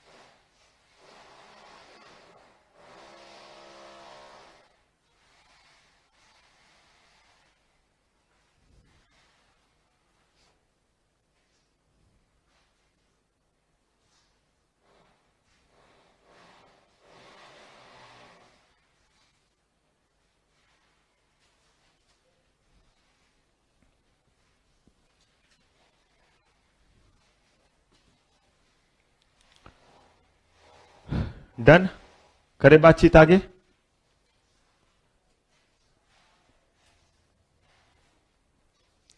चलिए, हम लोगों ने सबसे पहले जो है फैक्ट्रीज एक्ट स्टार्ट किया। इसमें देखा कि फैक्ट्रीज एक्ट का प्रोविजन एप्लीकेबल सिर्फ और सिर्फ उस जगह होगा जिस जगह का नाम क्या है, सारे फैक्ट्री पे। और फैक्ट्री को हमने डिफाइन किया जहां पे मैन्युफैक्चरिंग एक्टिविटी हो रहा हो किसी भी हिस्से में, इंक्लूडिंग प्रीसिंक्ट्स। अगर वहां पावर का इस्तेमाल हो रहा है तो मैन्युफैक्चरिंग से रिलेटेड जो जो हिस्सा है, उन जगहों पे जो भी लोग काम कर रहे हैं उनकी संख्या 10 होनी चाहिए कम से कम पिछले 12 महीनों में। अगर पावर का इस्तेमाल किसी भी जगह हो रहा है तो, और किसी भी जगह पावर का इस्तेमाल नहीं हो रहा है तो वो एक्युमुलेट होकर के जो है वो कम से कम कितने होने चाहिए, 20 होने चाहिए। कितने दिनों में, अंतिम 12 महीने में किसी भी दिन के लिए, बशर्ते किनको छोड़ करके, कैजुअल वर्कर को छोड़ करके। क्लियर है? अब देखिए यहां से अगर आपको यह समझ में आ गया तो इसके बाद आता है लिखना। जरूरी नहीं कि आप इसे ऐसे करें या इस तरह से करें, आपका लैंग्वेज वो हो सकता है, लेकिन लैंग्वेज से बात यही निकल करके आए। और हम एग्जाम में जब मार्क्स दे रहे होते हैं तो क्या देख रहे होते हैं कि बच्चे ने जैसे भी लिखा है, एक पॉइंट में क्या मैन्युफैक्चरिंग वर्ड लिखा है, हाँ लिखा है मैन्युफैक्चरिंग। बच्चे ने क्या प्रीसिंक्ट्स वर्ड क्लियर किया है, प्रीसिंक्ट्स वर्ड का जिक्र किया है, हाँ किया है। अगर मान लीजिए 5 मार्क्स का शॉर्ट नोट्स में रहे तो हम ढूंढेंगे मैन्युफैक्चरिंग वर्ड है, हाँ है। प्रीसिंक्ट्स वर्ड है, हाँ है। पावर का इस्तेमाल वाला वर्ड है, हाँ है। 10 और 20 है, हाँ है। क्या वहां पे बच्चे ने जो है प्रीवियस 12 ईयर का जिक्र किया? हां है। क्या कैजुअल वर्कर वर्ड डाला हुआ है? हां है। अब हमें ये 6 चीज चाहिए वहां। ये नहीं कि आप ऐसे ही लिखिए, 6 एस्पेक्ट्स चाहिए। आपके कंटेंट में क्या होना चाहिए? ये 6 चीजें होनी चाहिए। अगर ये 6 चीजें हैं और 3 मार्क्स का है तो definitely you are getting 3 marks, क्योंकि मैं आगे बताऊंगा आपको कि 3 मार्क्स वाले क्वेश्चन क्यों ज्यादा अटेम्प्ट करने चाहिए। क्योंकि हम लोग इंस्ट्रक्शन देते हैं कि किसी को आप जो है फ्रैक्शन में मार्क्स नहीं करेंगे। तो अगर बच्चे ने बहुत अच्छा लिखा है तो अगर 3 में 2 देगा तो कितना परसेंट होगा वो देखिए, 66.66। डिवाइड करके दिखाऊं क्या? 2 को 3 से अगर करते हैं तो ये हो गया आपका, 2 को आपने 3 से क्या किया? डिवाइड किया, तो ये आपका जो होगा वो क्या होगा? 0.66। लेकिन अगर मान लीजिए कि आपने जो है वो क्या, यानी कि 66%, अगर मैं परसेंटेज में बात करूं तो 3 में अगर आपने जो है 2 दिया तो कितना परसेंट हो गया? 66%। लेकिन बच्चे ने ऐसा लिखा है कि उसको मिलना चाहिए 80 मार्क्स, 80%। एकदम ध्यान से समझिएगा, 80%। अब यहां पे जो है बस एग्जामिनर पे वैरी कर जाता है। और अगर आपको ध्यान हो, मैंने मॉडरेशन वाला जो एक चीज बताया था वो इन्हीं क्वेश्चंस के कारण होता है। अब तो वो कह रहा है कि बच्चे ने तो सारे के सारे ये 6 एस्पेक्ट्स लिखे हैं। अगर लिखे हैं तो उसे जो है वो पक्का 3 मिलेगा, लेकिन अगर एक छूट गया तो उसे लगता है कि अब इसे 100 नहीं, इसे 80% मिलना चाहिए। लेकिन 80% तो दे नहीं सकते, या तो 2 दीजिएगा या 3 दीजिएगा या 1 दीजिएगा। तो वैसे केस में जो है वो 3 देते हैं। और 3 मार्क्स वाले में 3 बहुत आता है। आप सोचिए 100 मार्क्स आ गए आपको। आपके सर ऐसा होता है? बिल्कुल होता है, सत्य घटनाओं पर आधारित चीज बता रहा हूं। तो तब इसमें 3 आता है। और अगर आपने कुछ क्वेश्चन में 3 ले लिया तो सोचिए 100% ले लिया। इज्जत बचाने में काम आएगा उस क्वेश्चन में जिसमें 1 आ रहा है, क्योंकि 1 आने का मतलब हो गया 33%। 3 में अगर 1 आया तो इसका मतलब पास नहीं हो रहे हैं, ये काम आ जाएगा उस समय। तो इसीलिए जो क्वेश्चन आता रहे उसमें समझिए कि कितने चीज लिखने हैं। इतना लिखने की जरूरत नहीं है, इतना ही लिखिए, लेकिन ये 6 चीज क्या कर दीजिए, उसमें लिख दीजिए तो आपका काम हो जाएगा। आइए अब, अगर कोई जगह डिक्लेयर हो गया कि वो जगह क्या है? फैक्ट्री। तो अगर वो जगह फैक्ट्री है तो वहां पे कौन से एक्ट एप्लीकेबल होंगे? तो भैया फैक्ट्रीज एक्ट एप्लीकेबल होंगे। इसका मतलब क्या है? फैक्ट्रीज एक्ट के प्रोविजन आप क्या करेंगे? वहां फुलफिल करेंगे। और ये जिम्मेदारी जो है वो ऑक्यूपायर की है, मालिक की है, ओनर की है कि वो सारे प्रोविजंस क्या करे? कंप्लाई करे। कौन कौन से प्रोविजन? आसान शब्दों में हमने पढ़ा ही हुआ है। सेफ्टी का प्रोविजन, काम कितने देर कराएगा, कौन सा फैसिलिटी देगा। तो अब सबसे पहले देखिए, employer to ensure health of worker pertaining to what? Cleanliness, disposal of wastage and effluents. इसका मतलब है कि साफ सफाई वहां होना चाहिए और वेस्टेज को क्या करेंगे? सही तरीके से डिस्पोज करेंगे। आप कहिएगा इसका मतलब है कि यह जिम्मेदारी है किसकी? फैक्ट्रीज एक्ट के सारे कंप्लायंसेस को फुलफिल करने की जिम्मेदारी किसके ऊपर है? ओनर, जिसको ऑक्यूपायर कह देते हैं, मैनेजर कह देते हैं, उनके ऊपर है। इसका मतलब है टाटा कंपनी के मालिक रतन टाटा सुबह सुबह एक बाल्टी लेंगे, उसमें फिनाइल डालेंगे, एक पोछा लेंगे और फैक्ट्री में पहुंच जाएंगे और चमकाते रहेंगे फर्श को। क्यों नहीं करेंगे? आप खुद देखिए क्या लिखा हुआ है, क्लीनलीनेस। और देखेंगे कि जो पाइप में गंदगी वगैरह है वो ठीक से निकला या नहीं, तो नाला वगैरह खोल करके ऐसे ऐसे जो एमसीडी वाला करता है वैसे कर रहे होंगे सुबह सुबह पहुंच करके। लॉ तो ऐसे ही बोला है, क्योंकि ये जिम्मेदारी किसके ऊपर है? ऑक्यूपायर, जिसको हम ओनर कहते हैं। तो टाटा कंपनी के ओनर तो आपको पता है, रतन टाटा। ऐसे ही कुमार मंगलम बिरला, आजिम हसन प्रेम जी, मुकेश अंबानी, अनिल अंबानी, सब सुबह सुबह रामू काका बन के निकलेंगे। जैसे हम मोहल्ले में देखते हैं कार साफ करने वाला घूम रहा होता है सुबह सुबह, नहीं होता है, एक बाल्टी में बनेगा सबका साफ कर रहा होता है। कहा कि नहीं, आप थोड़ा गलत समझे, है तो प्रोविजन ऑक्यूपायर के ऊपर, लेकिन यह नहीं लिखा हुआ है कि वो स्वयं ये काम करे। इसके लिए भी जो है वो किसी को अपॉइंट करे, लेकिन करे इसके लिए, ये नहीं कि इससे क्या मिलना है, इससे फैक्ट्री का प्रोडक्शन थोड़ा ना बनेगा। ऑब्वियस सी बात है। तो वो क्या चाहेगा, रहने दो ना गंदगी में, यही तो रहते हैं, हमें कौन सा, हमें तो एसी वाले केबिन में बैठना है। रतन टाटा क्या फैक्ट्री में घूम रहे होते हैं, या वो वहां काम कर रहे होते हैं? कहा कि नहीं। तभी तो ये रूल बनाया गया कि वहां पे क्या रहना चाहिए, साफ सफाई रहनी चाहिए, क्लीनलीनेस होना चाहिए, और अगर वेस्ट पार्टिकल हैं, इफ्लुएंस, गंदगी, तो वो सही तरीके से इमिट होना चाहिए। क्यों? ढका हुआ हो, क्योंकि बहुत सारे से जो है वो रेडिएशन निकल सकता है, केमिकल वगैरह रहता है। आप ही सोचिए ना, जहां पे केमिकल बनता होगा वहां पे वेस्ट नहीं निकलता होगा, वो वेस्ट अगर पाइप में ढक करके नहीं निकले तो उसका जो स्मेल होगा। 2 दिन पेंट होता है, याद है आप जब क्लास शुरू किए थे, पेंट का स्मेल आपको आता था, पेंट का। तो सोचिए जब पेंट का ऐसा स्मेल आता है कि आप लगातार नहीं बैठ सकते हैं 2 घंटे, 2 घंटे क्या 2 मिनट में लगने लगता है कि सफोकेशन जैसा। सोचिए केमिकल वगैरह, मजबूरी में काम कर रहा होता है। इसीलिए बोला गया कि क्या रहना चाहिए, क्लीनलीनेस। आप कहेगा अगर नहीं है तो घबराते क्या है, फाइन पेनल्टी पढ़ेंगे, पहले प्रोविजन तो पढ़ लेते हैं और तब देखेंगे कि अगर नहीं सफाई रहा तो क्या होगा, किस डर से वो करते हैं। Ventilation and temperature, dust and fume. ये क्या हुआ, वेंटिलेशन, प्रॉपर जो है वो हवा आनी चाहिए ताकि लोग क्या कर सके, सही तरीके से ब्रीद कर सके, सही तरीके से सांस ले सके। टेम्परेचर, डस्ट एंड फ्यूम, किससे रिलेटेड ये सारा बात है, हेल्थ से रिलेटेड। जैसे देखिए अगर यही टेम्परेचर जो है वो कम हो जाता है तो भी आपको ठंड लगने लगता है, और अगर जो है वो ज्यादा गर्मी रहे तो भी दिक्कत होने लगता है। तो कम में भी दिक्कत, ज्यादा में दिक्कत। तो इसका मतलब क्या, रामदीन को हम एकदम एसी में रखें, रामदीन हरगा राम खिलावन जो एकदम एसी में रहेगा? बोलेगा कि नहीं।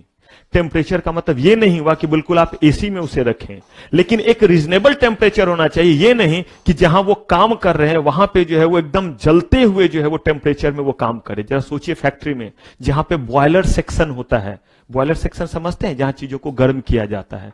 अंदाजा लगाइए जहां पे आपके लोहे को मेल्ट किया जा रहा है वहां टेम्परेचर क्या होगा, इमिट भी हो रहा होगा तो कैसा टेम्परेचर होगा।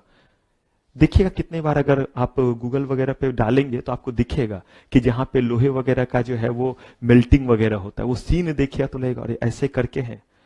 कहा गया कि temperature proper, dust and fume का इसका मतलब, कहा डस्ट एंड फ्यूम उसी लेवल का होना चाहिए जितना लॉ में प्रिस्क्राइब है। जैसे सीमेंट फैक्ट्री, देखते होंगे सीमेंट जब कोई उठाता होगा, समझते हैं सीमेंट जिससे घर बनता है, वहां पे देखिए कितना अजीब तरह का डस्ट उड़ा होता है, and that is very very harmful. हम और आप जो घर में मार्बल और पत्थर लगाते हैं जहां इसकी कटिंग होती है, वहां पे जो लोग काम करते हैं उनको सिलिकोसिस नाम की बीमारी हो जाती है। या भी ऑडिट के लिए जाइएगा तो लिखना पड़ता है कि कितने मजदूर को सिलिकोसिस हो चुका है, उस अकॉर्डिंग ऑडिट पर हम लोग रिपोर्ट देते हैं। कंपनी सेक्रेटरी को ही राइट है लेबर लॉ का ऑडिट करने का, किसी और को पावर नहीं है लेबर लॉ का ऑडिट करने का। और ये 2 साल पहले आपको आया, तभी तो इतने डिटेल में चीजों को पढ़ाया जा रहा है कि जाकर के क्या कर सके, आप ऑडिट कर सके। प्रोविजन पता ही नहीं रहेगा, ऑडिट क्या करेंगे, बस इसीलिए डस्ट और फ्यूम रीजनेबल लेवल पे होना चाहिए। भाई धुआं निकलेगा ही, लेकिन क्या होना चाहिए, उसका प्रॉपर जो है वो इमिट करने का तरीका होना चाहिए ताकि वहां के लोगों को दिक्कत ना हो। Over crowding, artificial humidification and lighting. कहा गया ओवर क्राउडिंग, जरूरत से ज्यादा लोग नहीं होंगे छोटे जगह पे। का इसका मतलब थोड़ा आप खुलापन रखेंगे, ये नहीं कि सारे मजदूर फटाफट इसी काम को जल्दी जल्दी यहां पे करो, क्योंकि अगर ओवर क्राउडिंग होता है तो आप देखते हैं एक्सीडेंट वगैरह होता है किसी भी जगह। आप जैसे अभी बैठे हैं, आराम से बैठे हैं, भाई जितनी कैपेसिटी होगी उसके अकॉर्डिंग ही बैठेंगे ना। लेकिन जरा सोचिए इसी जगह पे जो है वो 500 लोगों को खड़ा कर दिया जाए, मस्त मजा। फिर आप मुझे लुटाना शुरू करेंगे, सर ये लो 500 लोग, तो ये लो 500 लोगों से लेते रहो। कह रहे कि ओवर क्राउडिंग से एक्सीडेंट का खतरा। आर्टिफिशियल ह्यूमिडिफिकेशन, आर्टिफिशियल ह्यूमिडिफिकेशन समझते हैं, ह्यूमिडिटी समझते हैं, नमी। आप सुनते हैं कि जैसे अभी हम लोग कह रहे हैं यार बड़ा ह्यूमिडिटी है, बारिश के बाद हम कहते हैं ह्यूमिडिटी। तो बारिश के बाद ये ह्यूमिडिटी का मतलब क्या है, वही जो बूंदे हैं वो बूंदे एटमॉस्फेयर में अटके हुए हैं, इसीलिए क्या है, ह्यूमिडिटी है। और ह्यूमिडिटी से क्या होता है, हमें ब्रीथ करने में दिक्कत होता है, सांस लेने में क्या होती है, दिक्कत होती है। जब हवा नहीं चलता है बारिश के बाद तो हमें दिक्कत होता है। कह रहे कि यहां आर्टिफिशियल ह्यूमिडिफिकेशन का मतलब बहुत बड़े बड़े ऐसे प्लांट होते हैं जो इतने ज्यादा गर्म होते हैं कि अगर लगातार उन पे पानी ना डाला जाए तो वो ब्लास्ट कर जाएगा, लेकिन वो जिस चीज को प्रोड्यूस करता है वो हमारे लिए जरूरी है, इसलिए हमें वो काम करना पड़ता है। एसी का आपने सेंट्रलाइज प्लांट देखा है? अगर कभी मौका लगे दिल्ली विश्वविद्यालय अगर आप कभी उतरे मेट्रो स्टेशन, तो वहां पे बाहर में, यूनिवर्सिटी साइड में बाहर में ही लगा हुआ है एसी का सेंट्रलाइज प्लांट। बाकी मेट्रो पे तो नहीं मैंने देखा है, मेरे इलाके में पड़ता है डीयू। मतलब ये नहीं कि मैं भाई हूं इस इलाके का, लेकिन मैं उधर रहता हूं इसीलिए मैंने बोला। तो आप जब डीयू उतरेंगे और यूनिवर्सिटी कैंपस के तरफ जाने के लिए, इधर से मिरिंडा हाउस तरफ अगर आपको जाना रहे तो उस साइड से अगर निकलते तो वहां पे बहुत बड़ा सेंट्रलाइज एसी का प्लांट है। उस पर आप लगातार देखिएगा पानी गिराया जाता है, ऐसे ऐसे करके नहीं, सिस्टम बना हुआ है कि लगातार पानी उस पर क्या होता रहेगा। सोचिए जरा, जो हम लोगों को इतना ठंडा कर देता है कि हम लोग प्लानिंग कर रहे होते कि अगले दिन से एक स्टॉल या कंबल जरूर लेकर के आएंगे, पता नहीं किस एसी को बंद करें, किसको क्या बोले, दिक्कत होगी तो एक ओढ़ लिया करेंगे। सोचिए वो इतना गर्म होता है वो मशीन जो हमें इतना ठंडा करता है कि उसके ऊपर लगातार पानी डालना, नहीं तो वो पाइप फट जाएगा, क्योंकि ज्यादा गर्म होगा तो क्या होगा, वो फट जाएगा। अब जब वहां पे गर्म चीजों पे पानी गिरेगा तो वहां भी ह्यूमिडिटी क्रिएट होगी या नहीं। इसी को कहते हैं आर्टिफिशियल, क्योंकि आप आर्टिफिशियली प्लांट पे गिरा रहे हैं ना। कह रहा है वो एक लेवल पे होना चाहिए, लाइटिंग, ताकि लोगों को क्या हो, दिखलाई दे। तो लाइटिंग का क्या मतलब, जैसे डीजे में होता है वैसा डिक्चिक ढैंग वाला, ताकि रामदीन राम खिलावन सब डांस करता रहे। कहा नहीं नहीं, यहां लाइटिंग का मतलब यह हुआ कि उतना लाइटिंग होना चाहिए जिसमें वो चीजों को क्या कर सके, देख सके। आप कहिएगा सर इसकी भी दिक्कत होती है, कभी किसी फैक्ट्री में विजिट जरूर कीजिएगा, एक वेल फैक्ट्री और एक जहां पे जो है गलत तरीके से काम करा रहे होते हैं। आप देखिएगा पहले ही आपको अंधेरा अंधेरा जैसा दिखता रहेगा, और वो जैसे तैसे काम कर रहे होते, कभी किसी के हाथ में लगता है, कभी किसी के पैर में लगता है, क्योंकि इंडस्ट्रियल यूनिट बहुत महंगा है। मतलब जो यूनिट वहां पे होते हैं ना, कमर्शियल यूनिट, वो काफी महंगा होता है इलेक्ट्रिसिटी का। तो वो हर तरह का जो है वो कंजूसी, बोला कि नहीं प्रॉपर लाइटिंग होना चाहिए, लॉ में लिखा हुआ है। आपके सर लाइटिंग कमजोर रहा तो भी पेनल्टी है, आगे बताऊंगा पेनल्टी। ड्रिंकिंग वाटर एंड स्पिटन्स, पीने का पानी, और कहीं पे भी अगर किसी को स्पिट करना रहे, थूक वगैरह फेंकना रहे, तो उसका जगह बना हुआ होना चाहिए। आप कहिएगा सर इस चीज का इंतजाम ये कौन सी बात हुआ, बहुत बड़े शहंशाह हो गए। ये तो पहले के जमाना में देखता था कि जो है वो बड़े बड़े जो है वो नवाब वगैरह पान खाते बोलते अब बेगम जो सो पिकदान देना आप पूछ, तो ये तो उन नवाबों को देते थे, तो ये इतने बड़े नवाब हो गए। कहा गया कि नहीं, जब आप किसी भी जगह काम करेंगे तो आप देखिएगा, अगर आपको ज्यादा जो है वो पसीना वगैरह आएगा तो वैसे केस में जो है वो आपको अलग तरह से स्पिट भी आता रहेगा। नहीं फेंकेंगे तो अजीब तरह से नमकीन और ये लगता है, और उसमें वोमिटिंग टेंडेंसी आती है। तो इसके लिए वो बनाया जाता है, और कहा गया कि वो वहां क्या होना चाहिए, मौजूद होना चाहिए। ये किस चीज के लिए उनके है, health of worker. Registration and renewal of factory, कहा गया कि कोई भी फैक्ट्री अगर शुरू होने वाला है तो किनसे पहले परमिशन ले ले, चीफ इंस्पेक्टर ऑफ फैक्ट्री। ये सरकारी नौकरी होती है और लोग जी जान से लगे रहते हैं इस नौकरी के लिए। क्यों? क्योंकि इस नौकरी के बाद दहेज बड़े अच्छे मिलते हैं। वो अभी कौन सा मूवी आ रहा है, गवरिया जोड़ी, जवरिया जोड़ी, तो जवरिया जोड़ी वो चुरा करके शादी कराने वाला, इसीलिए चुरा करके शादी कराने वाला बिहार यूपी में होता है क्योंकि बहुत खराब कल्चर है वहां पे दहेज का। यानी कि अगर कोई सीएस है, रेट तय है 30 लाख रुपया, साथ में चार्टर्ड भी है 10 लाख, और माँ पापा भी जो है वो जॉब में है 20 लाख, और दादाजी ने बड़ी जमीन खरीदे हुए घर में 20 लाख, और लड़का करोड़ का। अगर आईएएस है तो ये, आईपीएस है तो ये, तब बोलते हैं अच्छा। और उसी में जो गरीब घर के रहते हैं वही उठा के क्या करते हैं, लेकर के जाते हैं और शादी कराते। उसी पे आपका शायद ये मूवी, मैंने देखा नहीं बस सुना है। कह रहे हैं कि ये सरकारी नौकरी है और इसका एग्जाम आपका जो है वो यूडीसी के जरिए होता है, अपर डिविजनल क्लर्क वगैरह। यानी कि इनसे परमिशन लेंगे क्या बनने के लिए, फैक्ट्री बनाने के लिए। क्यों भाई? ताकि हमें पता रहे कि फैक्ट्री कहां कहां है, तभी तो जाकर के एकाएक देखेंगे हाँ भाई क्लीन है या नहीं, डिस्पोजल है या नहीं। और वो देखते क्या है, अगर लॉ के अकॉर्डिंग चले तो उनका काम हर दिन जाकर के, हर दिन नहीं, एट रैंडम जाकर के क्या करे, रेड करे। करते जरूर हैं लेकिन देखते भी हैं। लेकिन अगर आपने सही इन्वेलप दे दिया तो वो वापस आ जाते हैं, इन्वेलप सही नहीं दिया, इन्वेलप का वजन कम रहा तो फिर फैक्ट्री बंद हो जाती है। चलिए इतना डन कीजिए, फिर आगे बढ़ते। ये मत लिख दीजिएगा, ये एग्जाम का पार्ट नहीं था, कट। कौन सा? इन्वेलप वाला पार्ट नहीं लिखेंगे। अगर पूछा हेल्थ से रिलेटेड कौन कौन से कंप्लायंस करने हैं तो ये 4 है। डन कीजिए, फिर बात करते हैं।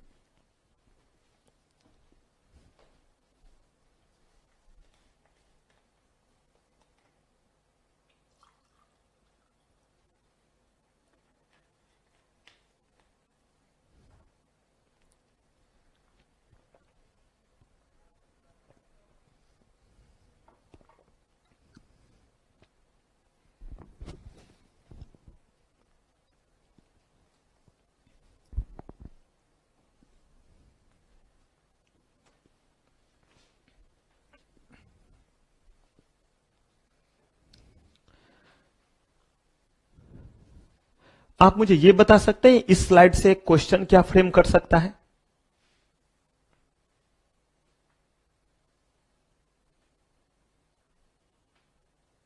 लिखते रहिए और इस बात को सोचते रहिए कि इससे क्वेश्चन क्या फ्रेम हो सकता है। कि बस मैंने बोल दिया जय माता दी, बता दिया, लिख लिया आपने, मैंने क्या बोला आपको? हर जगह से आपको क्या निकालना पड़ेगा कि कैसा क्वेश्चन फ्रेम हो सकता है, तभी आप कंफर्टेबल रहेंगे एग्जाम में। इससे ज्यादा कुछ नहीं निकलेगा, लेकिन एक क्वेश्चन निकल सकता है। व्हाट आर द,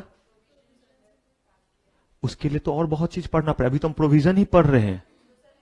हां, अगर आपसे पूछ देगा what are the provisions under factories act, तो उसका तो अभी आप जवाब ही नहीं दे सकते हैं, क्योंकि अभी आप बहुत कम पढ़े, अभी तो बहुत कुछ पढ़ाऊंगा और तब बताऊंगा कि उतना कैसे लिखेंगे 3 मार्क्स में, कि कहां कहां से लिखना रहेगा। लेकिन यहां पे आपको ध्यान रखना है कि अगर पूछा कि what are the provision related to protecting the health of worker under factories act, तब ये वाला बात आपको लिखना रहेगा, ये ध्यान रखिएगा। डन है? आप दोनों राजा बन गए। उसी को बोलते राजा बनना, जो पहले लिख लिया।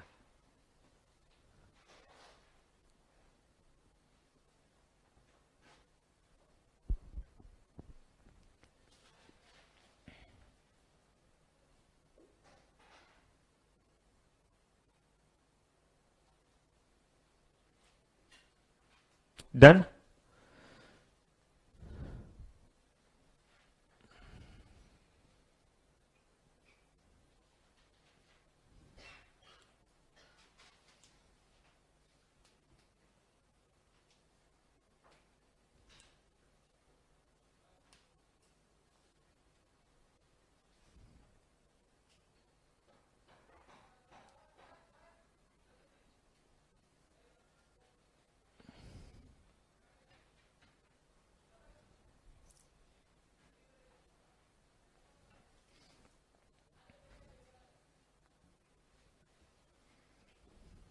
बढ़े आगे। हमने सबसे पहले क्या देखा, किस चीज को हम फैक्ट्री कहते हैं, वो हमने पढ़ लिया। फिर हमने शुरू किया पढ़ना कि फैक्ट्रीज एक्ट के अलग अलग प्रोविजन क्या है, क्योंकि वही तो हमें पढ़ना है। और फैक्ट्रीज एक्ट के जितने भी ये प्रोविजन है, इन सबको अवेलेबल कराने की जिम्मेदारी किसके ऊपर? उस वर्ड को कहते हैं ऑक्यूपायर, जो कि कंपनी का क्या होता है? ओनर होता है, या उनको उसको मैनेजर कह देते हैं। हमने हेल्थ से रिलेटेड देख लिया। और कोई प्रोविजन है? का ढेर सारे हैं। सेफ्टी मेजर्स, ध्यान से अभी सुनिएगा तब लिखिएगा। Safety measures, facing of machinery. अगर मान लीजिए कोई कहीं काम कर रहा है फैक्ट्री में, कह रहे हैं कि work on near machinery in motion, कह रहे हैं कि अगर कोई ऐसा मशीन है जो मोशन में है, यानी कि जो लगातार मूव करता है, जैसे कटर हो गया, कह रहे हैं कि उन मशीनों के नजदीक में किसी को काम करना पड़ेगा या नहीं? क्यों नहीं करना पड़ेगा? वहां पे जो छोटे छोटे पीस करने हैं लोहे के, उसमें नजदीक में बस आयरन के रॉड को डालना है, वो कटर कट करता जाएगा, वो ऑटोमेटिकली ऊपर नीचे हो रहा है। वहां नजदीक में लोग हैं।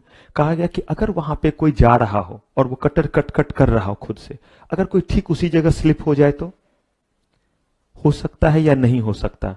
घर में हम चल रहे होते, रोड पे चल रहे होते, आपको पता रहता है कहां पे आप गिरेंगे कहां नहीं। आप कितने बार देखिएगा बिल्कुल सही है, रोड भी ठीक है, फिर भी पैर घूम जाता है, नहीं होता है? बिल्कुल प्लेन में ही पैर घूम जाता है, स्लिप नहीं किया। स्लिप के लिए तो मान लिया कि भाई प्लेन था तो हो गया, घूम जाना जिसको कहते हैं, ऐसे हो जाना। कह रहे हैं कि ऐसा अगर चीज हुआ तो बैलेंस बिगड़ता है, बैलेंस बिगड़ा तो हम गिर भी सकते हैं। अगर गिरे और वो कटर चल रहा है, जस्ट इमेजिन, रामदीन काम कर रहा है, बैलेंस गड़बड़ाया, गिरा, कटर छोटे छोटे। कह रहे हैं कि क्या हो इसके लिए? बोला कि यहां पे प्रॉपर उसका क्या होना चाहिए? फेंसिंग होना चाहिए, सेफ्टी होना चाहिए कि अगर कोई गिरे तो उस एरिया में ना चला जाए। Employment prohibition of young person on dangerous machine. Dangerous, अब यंग पर्सन कौन है आगे बताऊंगा। यंग पर्सन का मतलब है एक एज दिया हुआ है कि जिसकी उम्र इतने से इतने हैं, उसको हम किस कैटेगरी में रखेंगे? और इसमें 2 तरह के लोग आते हैं, एडोलसेंट आते हैं, करेंगे बात, इसलिए भी नहीं कह रहा हूं। यंग का मतलब हुआ एक खास उम्र और उम्र कम है उसकी, ये नहीं कि प्रोहिबिटेड वो नहीं है। कह रहे हैं जो यंग पर्सन है उसको किस जगह काम करने नहीं देंगे? जो 14 ईयर से कम है उसको तो काम ही कराएंगे नहीं फैक्ट्री में, लेकिन जो 14 से ज्यादा है और 18 तक का ही है, उसमें दो कैटेगरी बना हुआ है। एक आपका जो है वो 14 और 15 के बीच का है, एक 15 और 18 का है, क्योंकि 18 से ऊपर वाले जो है वो हमारे मेजर में आते हैं, तो ये यंग कैटेगरी में आते हैं। कहा कि इनको डेंजरस जगह पे काम नहीं कराएंगे। क्यों? क्योंकि अभी ये उतने बड़े नहीं हुए हैं, ग्रोथ कहिए मेंटली फिजिकली उतना नहीं है कि वो क्या करें, उन खतरनाक जगहों पे काम करें। ये किससे रिलेटेड प्रोविजन है वो देख लीजिए, सेफ्टी। इससे पहले कौन सा था? हेल्थ। थोड़ा ध्यान रखिएगा, क्योंकि मैंने बार बार बोला, पढ़ तो बहुत अच्छा लिया आपने, बाहर खुश भी हैं, वो बड़ा मजा आया, बहुत अच्छे से पढ़ लिया, सब कर लिया, एग्जाम में लिखना भी तो है। तो याद रखिए क्वेश्चन कैसे फ्रेम करेगा, उससे पूछ सकता है हेल्थ मेजर और इससे क्या पूछ सकता है, सेफ्टी मेजर्स।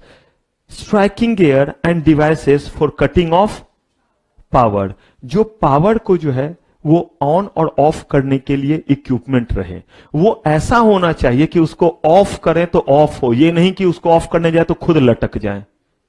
और ऐसा बहुत सारे जगहों पे हुआ है। उसके जो लीवर होते हैं जो गिराया जाता है, बहुत सारे फैक्ट्री में वो लोहे का होता है। अब जरा सोचिए, आपको अगर कहीं शॉर्ट सर्किट हो, अक्सर आप सुनते होंगे बारिश वगैरह में कहीं पे पोल में करंट आ गया, कुछ आ गया, सोशल मीडिया पे भी चलता रहता है, ऐसे कोई गया लटक गया पोल में ही, क्योंकि पोल पकड़ के क्रॉस करना चाह रहा था, पानी था ना, लटका ही रह गया। और ऐसा इंसिडेंट मैं मजाक नहीं कर रहा, ऐसे बहुत सारे होते हैं। तो ऐसे में अगर फैक्ट्री में कहीं पे कुछ मिसहैपनिंग और आप गए क्या करने के लिए, लीवर खींचने, ताकि लाइट क्या हो जाए, चला जाए, और अगर किसी को झटका लगा है तो क्या हो जाए, बच जाए। पता चला वो तो बच गया, आप लटक गए।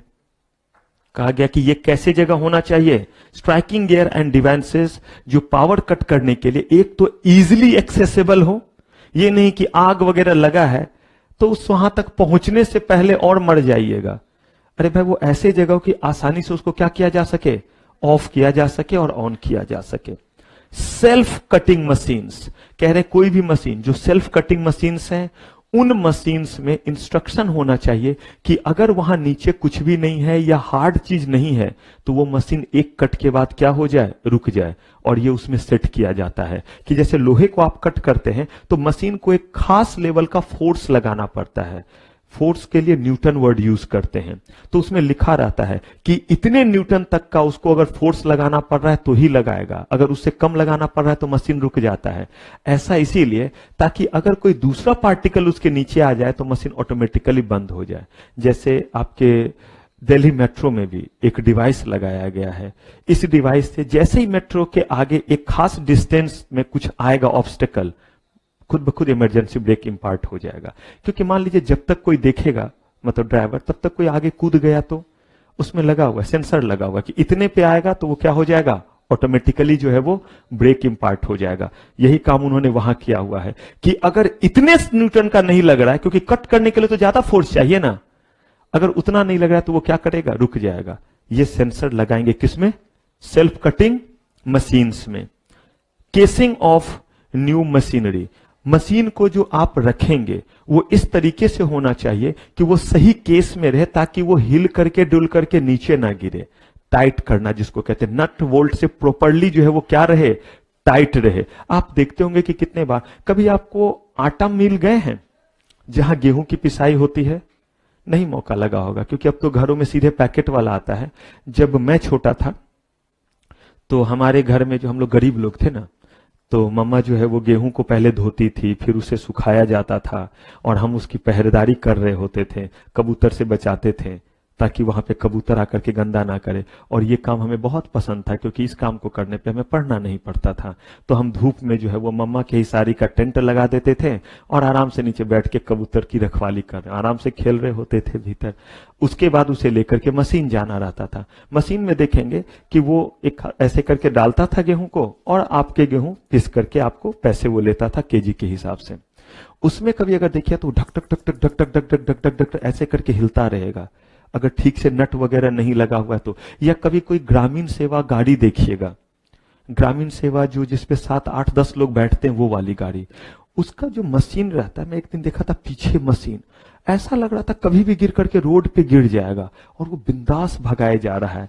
तो कहा गया कि मशीन वगैरह जो है, मशीन वगैरह प्रॉपरली क्या होना चाहिए, टाइट होना चाहिए और सही केस में होना चाहिए। केस का मतलब अलमीरा जैसा, जहां पे जो है वो डिसमेंटल ना हो, गिरे नहीं, टूटे नहीं। Prohibition of employment of women and children near cotton opener.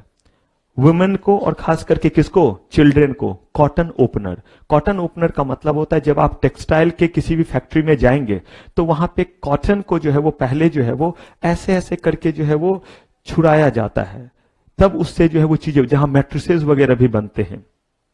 उसका एग्जाम्पल मैं आपको घर में बताता हूं। कभी ऐसा हुआ है कि घर में आप लोगों ने रजाई वगैरह जो है वो बनवाया हो, मम्मा बुला के लाती है बंदे को, ऐसे करके रखेगा, धन धन धन धन ऐसे कर करके रुई को जो है वो धुन रहा होता है, तो उससे जो है रजाई गर्म ज्यादा हो जाता है, जितना अच्छे से वो ये करेगा, मतलब उसके रेसे रेसे अलग करना। तो बड़े बड़े जो आपके हैं जो कॉर्लॉन और ये सब हैं, वहां भी ऐसे वैसे थोड़ा हो रहा, वो किससे हो रहा होगा, मशीन से। तो कॉटन ओपनर उसको कहते हैं। हम वहां मैनुअली कर लेते हैं, वहां वो किससे करते हैं, मशीन से। लेकिन जब ये काम होता है तो बड़े छोटे छोटे पार्टिकल उड़ते हैं। कभी महसूस कीजिएगा अगर ऐसा घर में हो रहा होगा तो आपको दिखता रहेगा व्हाइट व्हाइट करके छोटे, दैट इज वेरी हार्मफुल। मतलब लंग्स में जाकर के वो जमा हो जाता है, क्योंकि हम नाक से सांस ले रहे, लंग्स में बैठेगा। और कहा गया कि खास तौर पे ये वुमेन के लिए और बच्चों के लिए ज्यादा, सबका अलग अलग फिजिकल स्ट्रक्चर होता है, तो उनके लिए बहुत खतरनाक है। इसलिए उनको किसी भी शर्त पे वहां पे काम पे आप नहीं लगाएंगे। वहां पे सिर्फ कौन रहेगा, वहां पे अगर कोई रहेगा तो वो जो है वो हमारे आपके जैसे लोग रहेंगे। कहते हैं इनको जो है, ये जो है वो हमारे जो है वो पहलवान लोग हैं, इनको कुछ नहीं होगा, होगा लेकिन उनसे जो है वो इनको क्या होगा, कम नुकसान होगा। इसलिए hoist and lifts. Host basically जो है मैनुअली खींचने वाला लिफ्ट होता है, जो कोयला खदान वगैरह या फैक्ट्री वगैरह में ही इस्तेमाल होता है, जहां पे लोग लिफ्ट में चले जाते हैं, खुद से ऐसे ऐसे करते हैं। मतलब ये नहीं कि गए बटन दबाया तो वो ऐसे ऐसे कर रहे हैं, खुद नीचे जा रहे, फिर आना रहा तो क्या किया, उसमें क्या, तो वो ऊपर आ जाते हैं। यही चीज लिफ्ट है। कह रहे होस्ट और लिफ्ट ये प्रॉपरली क्या रहना चाहिए, मेंटेन रहना चाहिए। वो नहीं कि न्यूज जो सुनते रहते हैं कि लिफ्ट बंद, इसमें इतने लोग बंद, बिजली गुल। ये किससे रिलेटेड प्रोविजन है, सेफ्टी मेजर से रिलेटेड प्रोविजन है। इतना ही नहीं है, हमने अभी तक में देखा क्या है, हमने अभी तक में जो देखा है वो है कि आप अगर किसी चीज को फैक्ट्री कहते हैं तो फैक्ट्री के लिए क्या क्या होना जरूरी है। और फिर उसके प्रोविजन में एक हमने क्या देखा, हेल्थ, और दूसरा हम क्या देख रहे हैं, सेफ्टी मेजर्स। अभी और भी प्रोविजन है, कितने देर काम करेगा, वुमेन वर्कर कितने देर काम करेंगे, चाइल्ड कितने देर काम करेंगे, छुट्टी जो है वो कितनी मिलेगी, पेड छुट्टी कितनी मिलेगी, ओवर टाइम के लिए क्या वेजेज मिलेगा।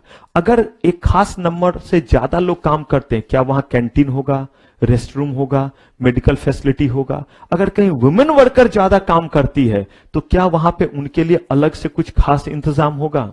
ये सारा कुछ हमें पढ़ना है, जो हम पढ़ेंगे नेक्स्ट एपिसोड में। तो आप इसको कॉपी कर लीजिए। यहां तक का जो है वो सारा का सारा कुछ अच्छे से क्या कर लेंगे, एकदम अच्छे से जो है वो आप रिवाइज कर लेंगे। और जो लिखने वाला चीज मैंने बोला वो आज से ही करेंगे। एक होमवर्क की कॉपी आपकी बनेगी क्लास वर्क वाली क्लास में, आपको बुक दिया जाएगा, सिर्फ उसी बुक को पढ़ना रहेगा, और कोई भी बुक, कोई भी स्टडी मटेरियल, कुछ भी नहीं, कोई स्कैनर नहीं। इसीलिए क्योंकि क्वेश्चन पेपर हम लोग क्लास में करेंगे, क्वेश्चन सीधे हम लोग देखेंगे, आंसर आपके कॉपी में और आपके जो है नोट्स में रहेगा।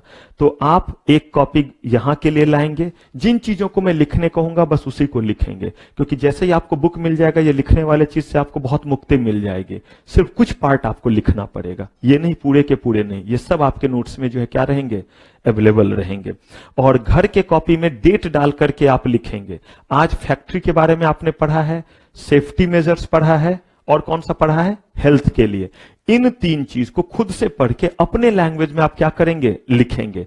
खास करके फैक्ट्री वाले पे जरूर लिखेंगे कि फैक्ट्री किस चीज को कहते हैं, और ध्यान से इसको जो है वो सोचिएगा कि इसमें किस किस तरह के क्वेश्चन जो है वो रेज हो सकते हैं।